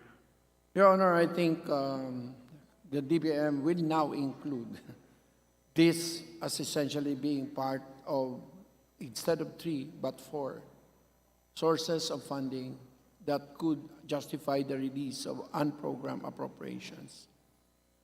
But most probably the better mode really is to file a separate and original bill in order to incorporate what you call the new criterion or criteria. Correct, Your Honor, but as you... But anyway, I am not the author of this bill. I am just suggesting what should be effective. Now, this bill says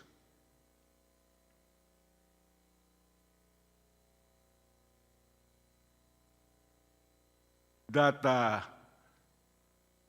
the excess funds of DOCCs over and above their administrative and operating expenses can be used to finance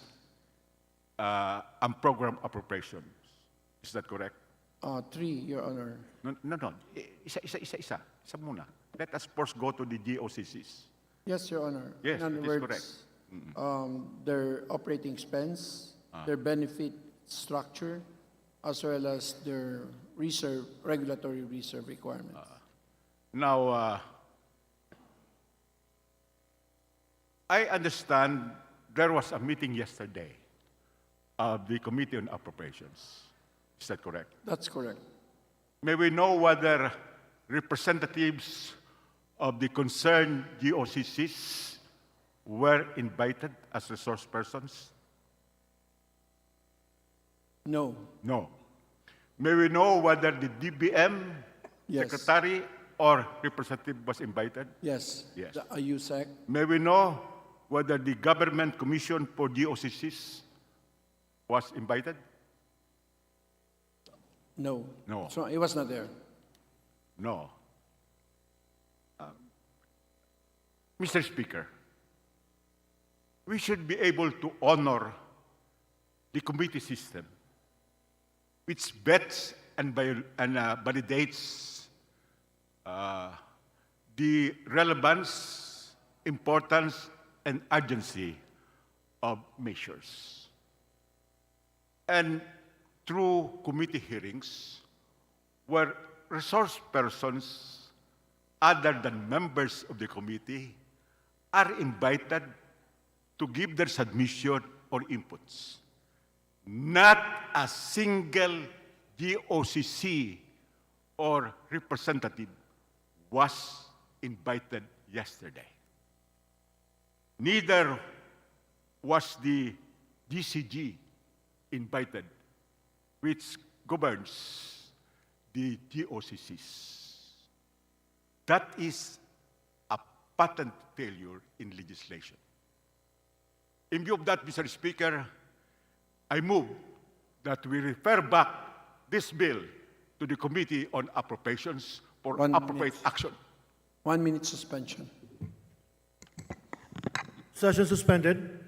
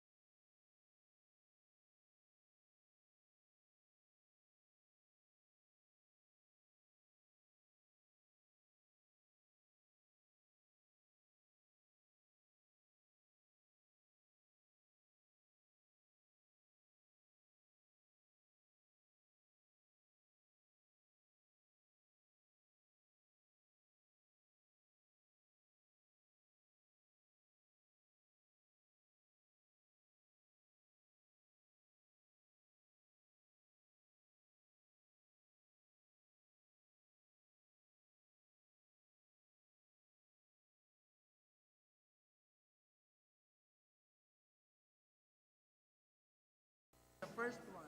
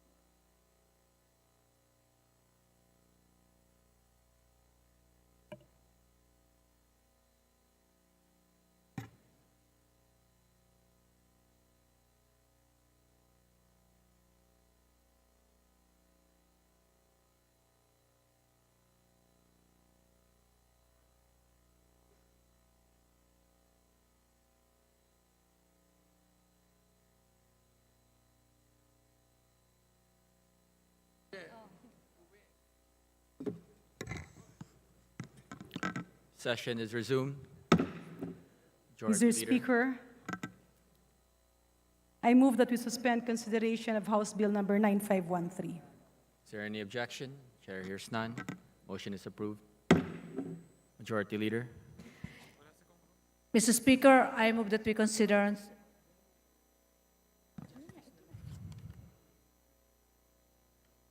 Mr. Speaker, parliamentary inquiry. Yes, what is the pleasure of the gentleman?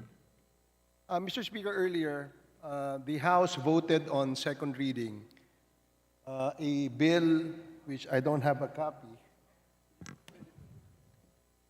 I just would like to ask Mr. Chair, Mr. Speaker, how my vote was registered on House Bill number. Is that House Bill 9293?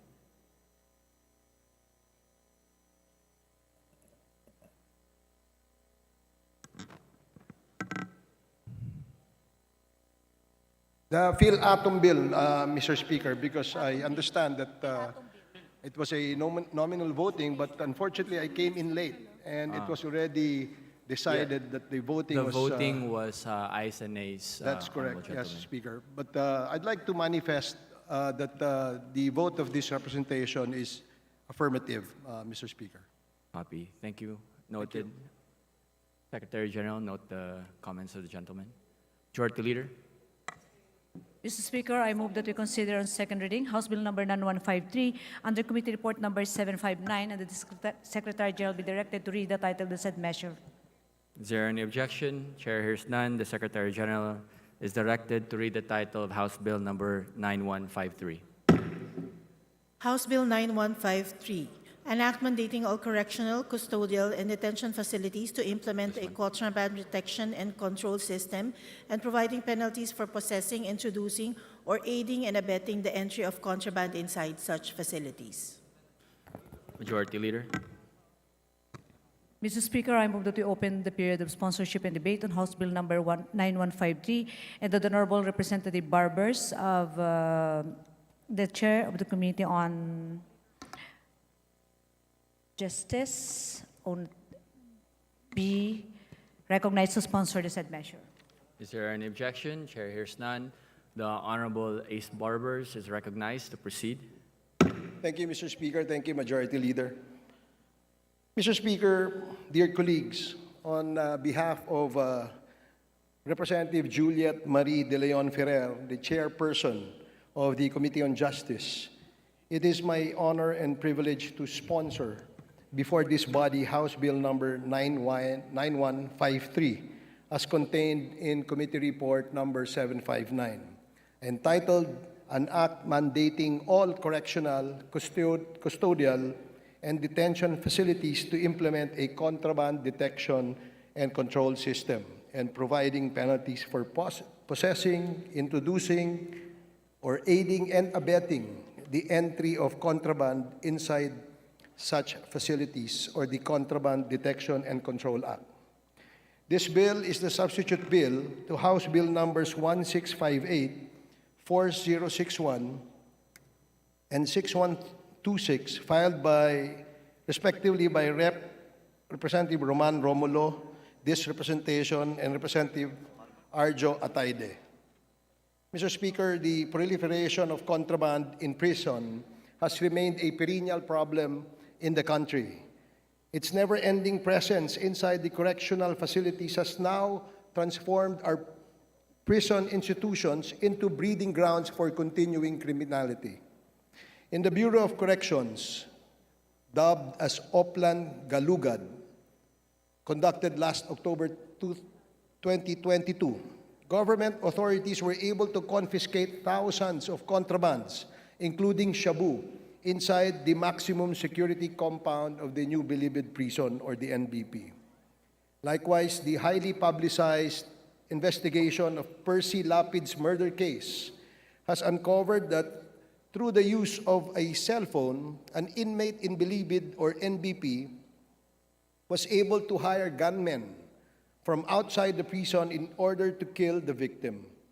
It is very alarming that the persons who are supposed to be serving their sentences behind bars still have the liberty to access gambling materials, dangerous drugs, and deadly weapons, and can even use communication devices to continue their criminal activities outside of prison jails.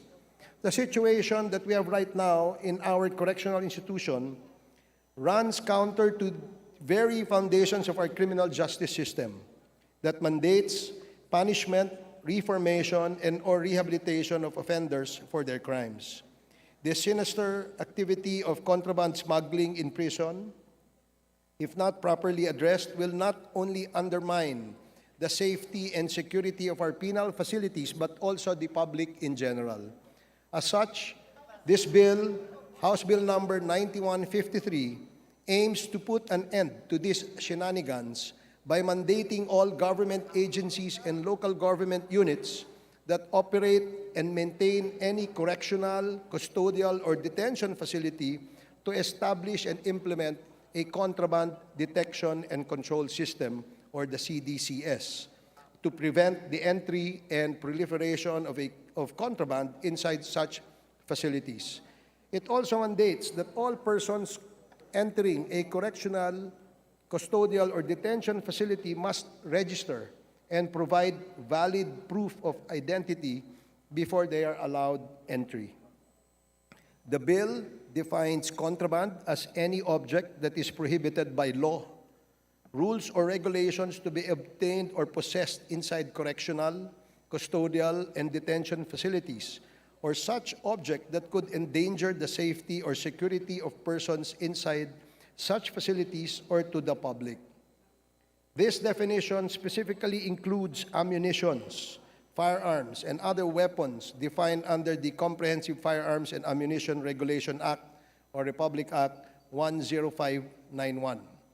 Explosives or incendiary devices as defined in PD 1866, dangerous drugs, illegal substances, equipment, and paraphernalia as defined in the Comprehensive Dangerous Drugs Act of 2002 or Republic Act 9165. Alcohol or intoxicating beverage, cigarettes, tobacco products, and vapes as defined under the Vaporized Nicotine and Non-Nicotine Products Regulation Act or RA 11900. All forms of currency and monetary instruments, electronic communication devices, signal jammers, luxury items such as appliances, gambling or gambling equipment, jewelry, and any other object that is capable of threatening the safety, security, or health of persons inside or around the detention facility or correctional institution, or that is capable of being used in planning, aiding, or executing the escape from such facilities or institutions.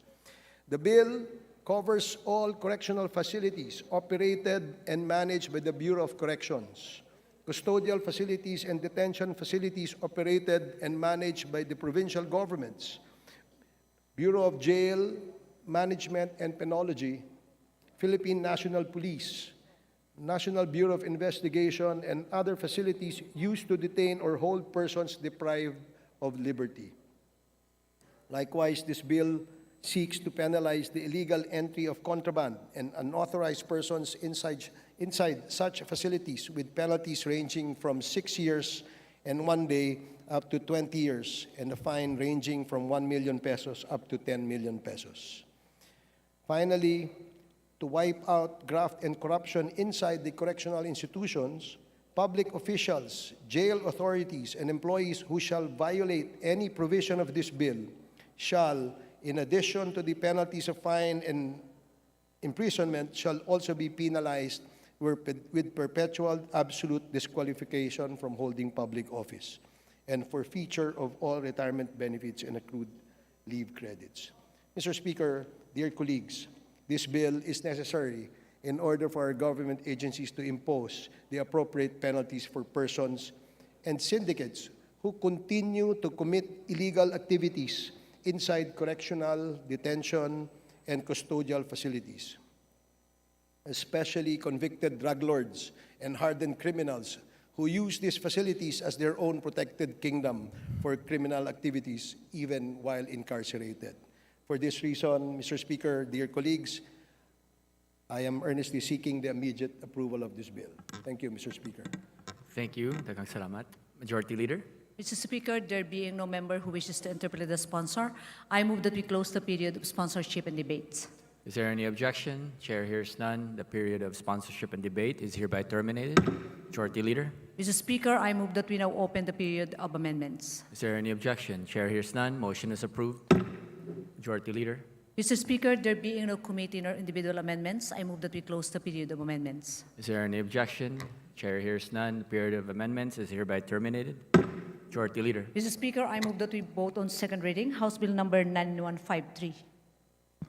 There is a motion to approve House Bill number 9153 on second reading. All those in favor, please say aye. Aye. All those against, say nay. The ayes have it. House Bill number 9153 is hereby approved on second reading. Congratulations. Majority Leader. Mr. Speaker, before we proceed, we would like to acknowledge the guest of the Honorable Christopher Son Coco M. Yap of the 2nd District of Southern Leyte. They are visitors from the municipality of Pintuyan, Southern Leyte, namely Mayor Ricarte Estrella, Vice Mayor Annalisa V. Salinas, Sangguniang Bayan members Rodrigo C. Amper, Isidro Vida Dotarot, Liga ng mga Barangay President Asuncion D. Ocobillo, Sangguniang Bayan member Archie Asuncion, Franito Amoncio, Secretary Diog Racita Oliverio, staffs Rogen Culpa, Colleen Avila, and Louis J. Lomancas. To the guests of the Honorable Christopher Son Coco M. Yap, welcome to the House of Representatives. Thank you for your visit. Majority Leader. Mr. Speaker, we would also like to acknowledge the guest of the Honorable Christopher Son Coco M. Yap of the 2nd District of Southern Leyte. They are Mr. Jefferson Yap, Joaquin Yap, May Rose Villamor, Stenely May Obod, Ellie May Virginia Obod, Rochelle Abrea, and they are from Sogod, Southern Leyte. Again, to the guest of the Honorable Christopher Son Coco M. Yap, please stand to be recognized. You're here. Welcome to the House of Representatives. Majority Leader. Mr. Speaker, under the calendar of business for the day, I move that we consider House Bill number 9320 as contained in Committee Report number 801, and may I request that the Secretary General be directed to read the title of the bill. Is there any objection? Chair hears none. The Secretary General is directed to read the title of House Bill number 9320. House Bill number 9320, an act establishing a reform in the regulation of collective bargaining agreement, amending for the purpose Presidential Decree number 442 as amended, otherwise known as the Labor Code of the Philippines. Majority Leader. Mr. Speaker, I move that we open the period of sponsorship and debate. Is there any objection? Chair hears none. Motion is approved. Majority Leader. Mr. Speaker, I move that we recognize the Honorable Gus Tambunting to begin sponsorship of the measure. The Honorable Tambunting is recognized. Please proceed. Good afternoon, Mr. Speaker and distinguished colleagues. Mr. Speaker, may I submit for plenary consideration House Bill number 9320, entitled An Act Establishing a Reform in the Regulation of the Collective Bargaining Agreement, amending for the purpose Presidential Decree number 442 as amended, otherwise known as the Labor Code of the Philippines, authored by this representation. The bill reduces the duration of the CBA in the representation aspect from 5 years to 3 years to assure workers of the flexibility and maximum opportunity to negotiate the most beneficial terms and conditions of work. Specifically, the measure, number 1, encourages and protects workers' rights to collective bargaining and negotiations by increasing their opportunity to choose an appropriate representative who can best speak for their needs attuned to the present time. Second, reduces the duration of the CBA in representation aspect from the 5 to 3 years to assure workers of the flexibility and opportunity to choose their rightful bargaining representative. Third, mandates the Secretary of Labor and Employment to promulgate the rules and regulations for the implementation of this act. Mr. Speaker, distinguished colleagues, I, together with my colleague from the 1st District of Parañaque, the Honorable Edwin Olivares, we ask that we pass House Bill number 9320 sa ngalan po ng karapatan ng ating milyong-milyong mga kababayan dito po sa ating bansa. Thank you, Mr. Speaker. Thank you, distinguished colleagues. Thank you very much. Majority Leader. Mr. Speaker, there being no member who wishes to interpolate the sponsor, I move that we terminate the period of sponsorship and debate. Is there any objection? Chair hears none. The period of sponsorship and debate is hereby terminated. Majority Leader. Mr. Speaker, I move that we open the period of amendments. Is there any objection? Chair hears none. Motion is approved. Majority Leader. Mr. Speaker, there being no committee amendment nor individual amendment, I move that we close the period of amendments. Is there any objection? Chair hears none. The period of amendments is hereby terminated. Majority Leader. Mr. Speaker, I move that we vote on second reading House Bill number 9320. There is a motion to approve House Bill number 9320 on second reading. All those in favor, please say aye. Aye. All those against, say nay. The ayes have it. House Bill number 9320 is hereby approved on second reading. Congratulations. Again, thank you, Mr. Speaker. Thank you, distinguished colleagues. Majority Leader. Mr. Speaker, I move that we consider bills under the calendar of business for Thursday and Friday. Mr. Speaker, pursuant to our rules, allow me to put forth an omnibus motion for the consideration of the following House bills. House Bill number 9421 as contained in Committee Report number 810. House Bill number 9439 as contained in Committee Report number 815. And may I request that the Secretary General be directed to read the title of the said local bills. Thank you. Is there any objection? The Chair hears none. The Secretary General is directed to read the title of House Bills number 9421 and 9439. House Bill number 9421, an act declaring the municipality of Capalonga, province of Camarines Norte, a tourism development area. House Bill number 9439, an act declaring the Shrine of the Battle of Cacarong de Sili, located in Barangay Real de Cacarong, municipality of Pandi, province of Bulacan, a tourism site. Thank you. Majority Leader. Mr. Speaker, I move that we open the period of sponsorship and debate. Is there any objection? Chair hears none. Motion is approved. Majority Leader. Mr. Speaker, I move that we consider the respective explanatory notes as the sponsorship of the said measures.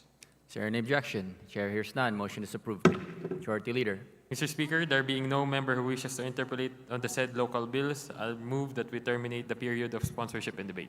Is there any objection? Chair hears none. The period of sponsorship and debate is hereby terminated. Majority Leader. Mr. Speaker, I move that we open the period of amendments. Is there any objection? Chair hears none. Motion is approved. Majority Leader. Mr. Speaker, there being no committee amendment nor individual amendments, I move that we terminate the period of amendments. Is there any objection? Chair hears none. The period of amendments is hereby terminated.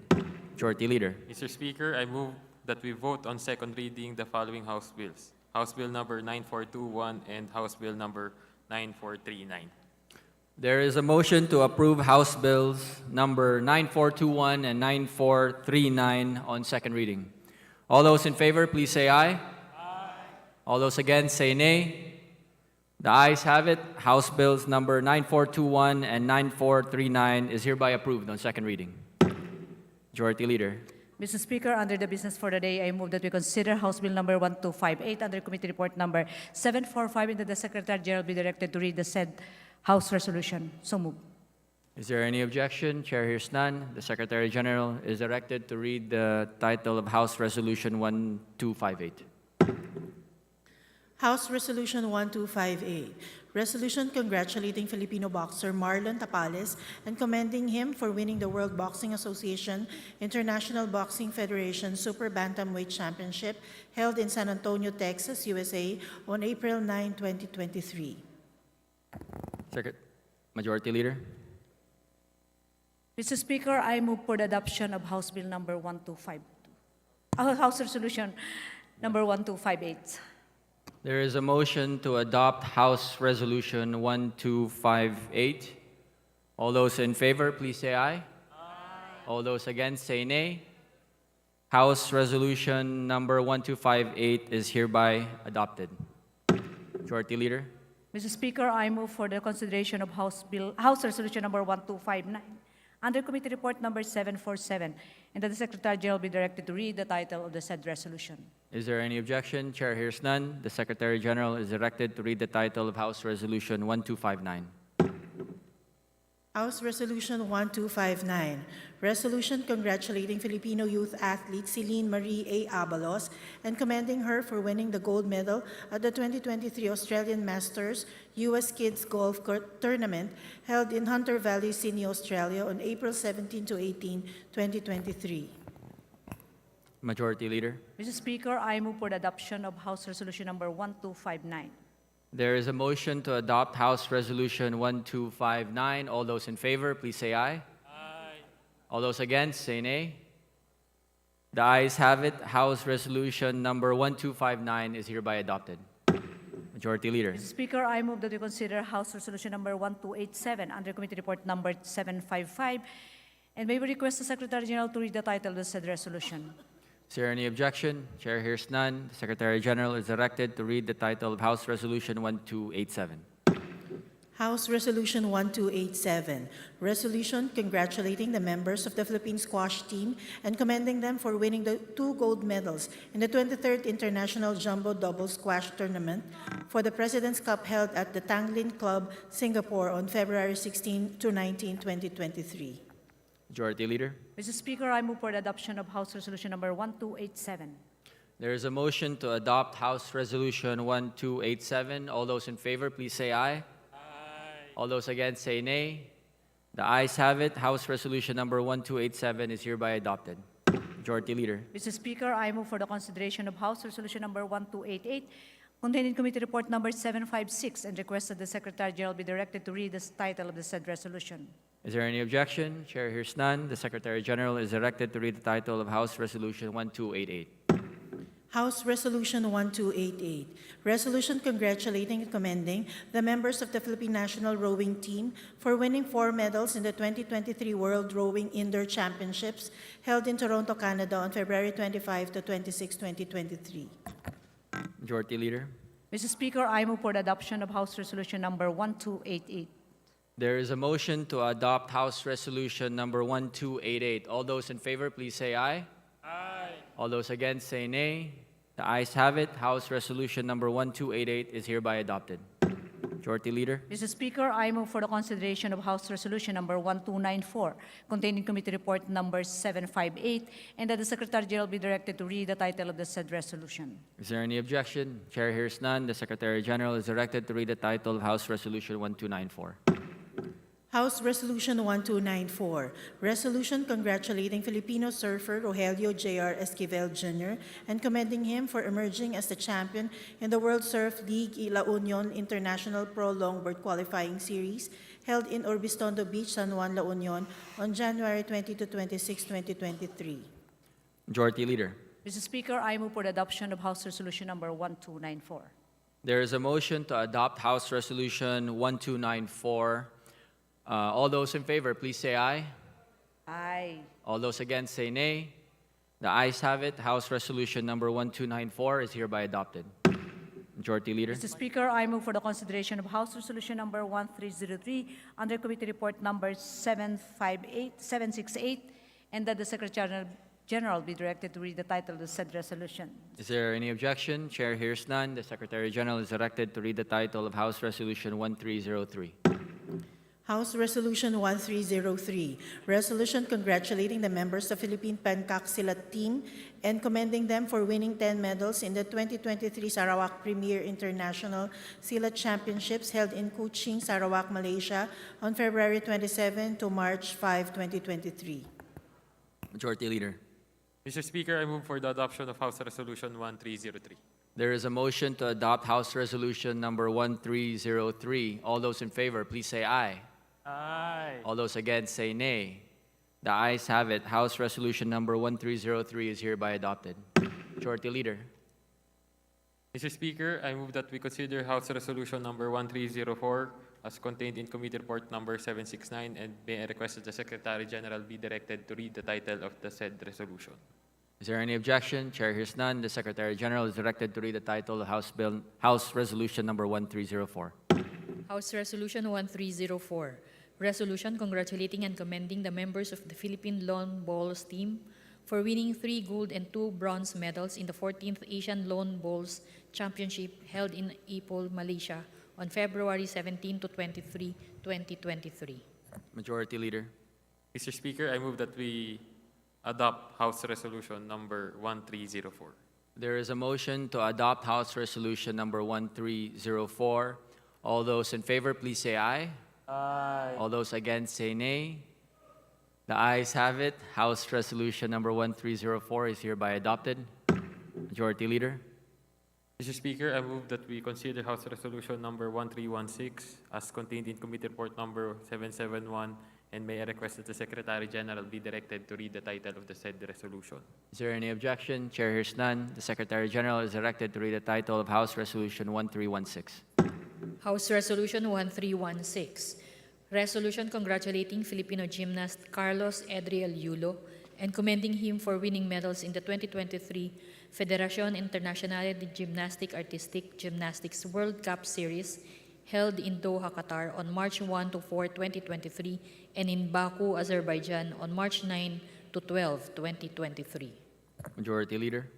Mr. Speaker, I move that we adopt House Resolution number 1316. There is a motion to adopt House Resolution number 1316. All those in favor, please say aye. Aye. All those against, say nay. The ayes have it. House Resolution number 1316 is hereby adopted. Majority Leader. Mr. Speaker, I move that we consider House Resolution number 1318 as contained in Committee Report number 772, and may request that the Secretary General be directed to read the title of the said resolution. Is there any objection? Chair hears none. The Secretary General is directed to read the title of House Resolution 1318.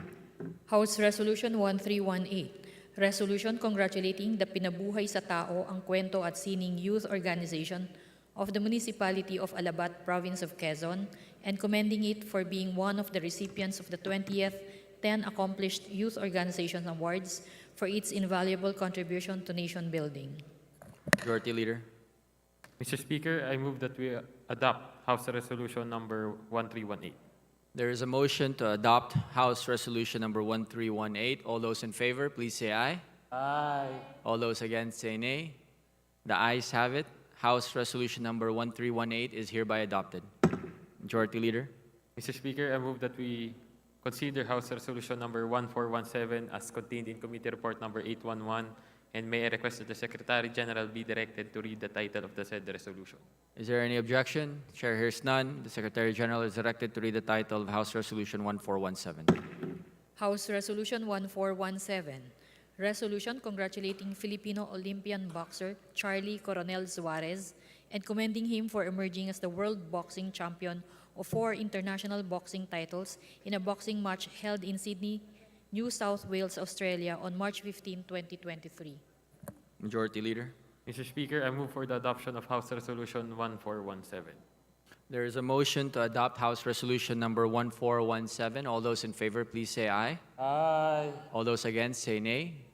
The ayes have it. House Resolution number 1417 is hereby adopted. Majority Leader. Mr. Speaker, I move that we consider House Resolution number 1296 as contained in Committee Report number 762, and may I request that the Secretary General be directed to read the title of said resolution. Is there any objection? Chair hears none. Secretary General is directed to read the title of House Resolution 1296. House Resolution 1296, Resolution congratulating and commending the youth Filipino winners in the International Mozart Competition, Vienna, held on February 25, 2023 in Vienna, Austria. Majority Leader. Mr. Speaker, I move for the adoption of House Resolution number 1296. There is a motion to adopt House Resolution number 1296. All those in favor, please say aye. All those against, say nay. The ayes have it. House Resolution number 1296 is hereby adopted. Majority Leader. Mr. Speaker, I move that we consider House Resolution number 1297 as contained in Committee Report number 763, and may I request that the Secretary General be directed to read the title of the said resolution. Is there any objection? Chair hears none. The Secretary General is directed to read the title of House Resolution 1297. House Resolution 1297, Resolution congratulating and commending Joaquin Andre Ditan Dumagoso for winning several international awards for his role as lead actor in the film That Boy in the Dark. Majority Leader. Mr. Speaker, I move for the adoption of House Resolution number 1297. There is a motion to adopt House Resolution number 1297. All those in favor, please say aye. Aye. All those against, say nay. The ayes have it. House Resolution number 1297 is hereby adopted. Majority Leader. Mr. Speaker, I move that we consider House Resolution number 1299 as contained in Committee Report number 764, and may I request that the Secretary General be directed to read the title of the said resolution. Is there any objection? Chair hears none. The Secretary General is directed to read the title of House Resolution 1299. House Resolution 1299, Resolution congratulating, commending the 33 awardees during the 15th Ani ng Dangal Awards. Majority Leader. Mr. Speaker, I move for the adoption of House Resolution number 1299. There is a motion to adopt House Resolution 1299. All those in favor, please say aye. All those in favor, please say aye. Aye. All those against, say nay. The ayes have it. House Resolution number 1299 is hereby adopted. Majority Leader. Mr. Speaker, I move that we consider House Resolution number 1300 as contained in Committee Report number 765, and may I request that the Secretary General be directed to read the title of the said resolution. Is there any objection? Chair hears none. Secretary General is directed to read the title of House Resolution 1300. House Resolution 1300, resolution congratulating and commending Filipino chef Joanne C. for being awarded Asia's Best Female Chef 2023 at the Resorts World Sentosa, Singapore on March 28, 2023. Majority Leader. Mr. Speaker, I move for the adoption of House Resolution number 1300. There is a motion to adopt House Resolution number 1300. All those in favor, please say aye. Aye. All those against, say nay. The ayes have it. House Resolution number 1300 is hereby adopted. Majority Leader. Mr. Speaker, I move that we consider House Resolution number 1388 as contained in Committee Report number 809, and may I request that the Secretary General be directed to read the title of the said resolution. Is there any objection? Chair hears none. The Secretary General is directed to read the title of House Resolution 1388. House Resolution 1388, resolution congratulating and commending Billy Crawford for being a Judge Grand Champion in Season 12 of Dan Saveles Stars. Majority Leader. Mr. Speaker, I move for the adoption of House Resolution number 1388. There is a motion to adopt House Resolution number 1388. All those in favor, please say aye. Aye. All those against, say nay. The ayes have it. House Resolution number 1388 is hereby adopted. Majority Leader. Mr. Speaker, I move that we consider House Resolution number 523, and may I request that the Secretary General be directed to read the title of the said resolution. Is there any objection? The Chair hears none. The Secretary General is directed to read the title of House Resolution 523. House Resolution 523, resolution organizing the Philippine National Scout Parliamentary Association to be known as the Philippine Legislators Union for Scouting. Majority Leader. Mr. Speaker, I move for the adoption of House Resolution number 523. There is a motion to adopt House Resolution 523. All those in favor, please say aye. Aye. All those against, say nay. The ayes have it. House Resolution number 523 is hereby adopted. Majority Leader. Mr. Speaker, I move that we consider House Resolution number 1469, and may I request that the Secretary General be directed to read the title of the said resolution. Is there any objection? The Chair hears none. The Secretary General is directed to read the title of House Resolution 1469. House Resolution 1469, resolution honoring and commending the 10 outstanding Boy Scouts of the Philippines 2023. Majority Leader. Mr. Speaker, I move for the adoption of House Resolution number 1469. There is a motion to adopt House Resolution number 1469. All those in favor, please say aye. Aye. All those against, say nay. The ayes have it. House Resolution number 1469 is hereby adopted. Majority Leader. Mr. Speaker, last Wednesday, November 8, 2023, we adopted House Resolution number 1391, a resolution congratulating and commending the men and women of the Philippine delegation for their resilience and exemplary performance during the 19th Asian Games held in Hangzhou City, Zhejiang Province, China. I move for the consolidation of the similar measures, namely House Resolution numbers 1375, 1376, 1440, 1445, 1446, 1447, 1448, 1449, 1450, 1451, 1452, 1453, 1454, 1455, 1456, and 1457 with House Resolution number 1391. I so move, Mr. Speaker. Is there any objection to the motion of the Majority Leader? The Chair hears none. Motion is approved. Majority Leader. Mr. Speaker, last Wednesday, November 8, 2023, we adopted House Resolution number 1366, resolution commending and congratulating Filipino pole vaulter Ernest John E.J. Oy Obiena for winning the first gold medal of the Philippines in the 19th Asian Games held in Hangzhou, China on September 30, 2023. I move for the consolidation of a similar measure, namely House Resolution number 1441 with House Resolution number 1366. I so move, Mr. Speaker. Is there any objection to the motion of the Majority Leader? The Chair hears none. The motion is approved. Majority Leader. Mr. Speaker, last Wednesday, November 8, 2023, we adopted House Resolution number 1380, a resolution congratulating and commending Margarita Meggy P. Ochoa and Annie Ramirez for winning gold medals in the women's jiu-jitsu competitions in the 19th Asian Games held in Hangzhou, China from September 23 to October 8, 2023. I move for the consolidation of similar measures, namely House Resolution numbers 1442 and 1444 with House Resolution number 1380. I so move, Mr. Speaker. Thank you. Is there any objection to the motion of the Majority Leader? The Chair hears none. The motion is approved. Majority Leader.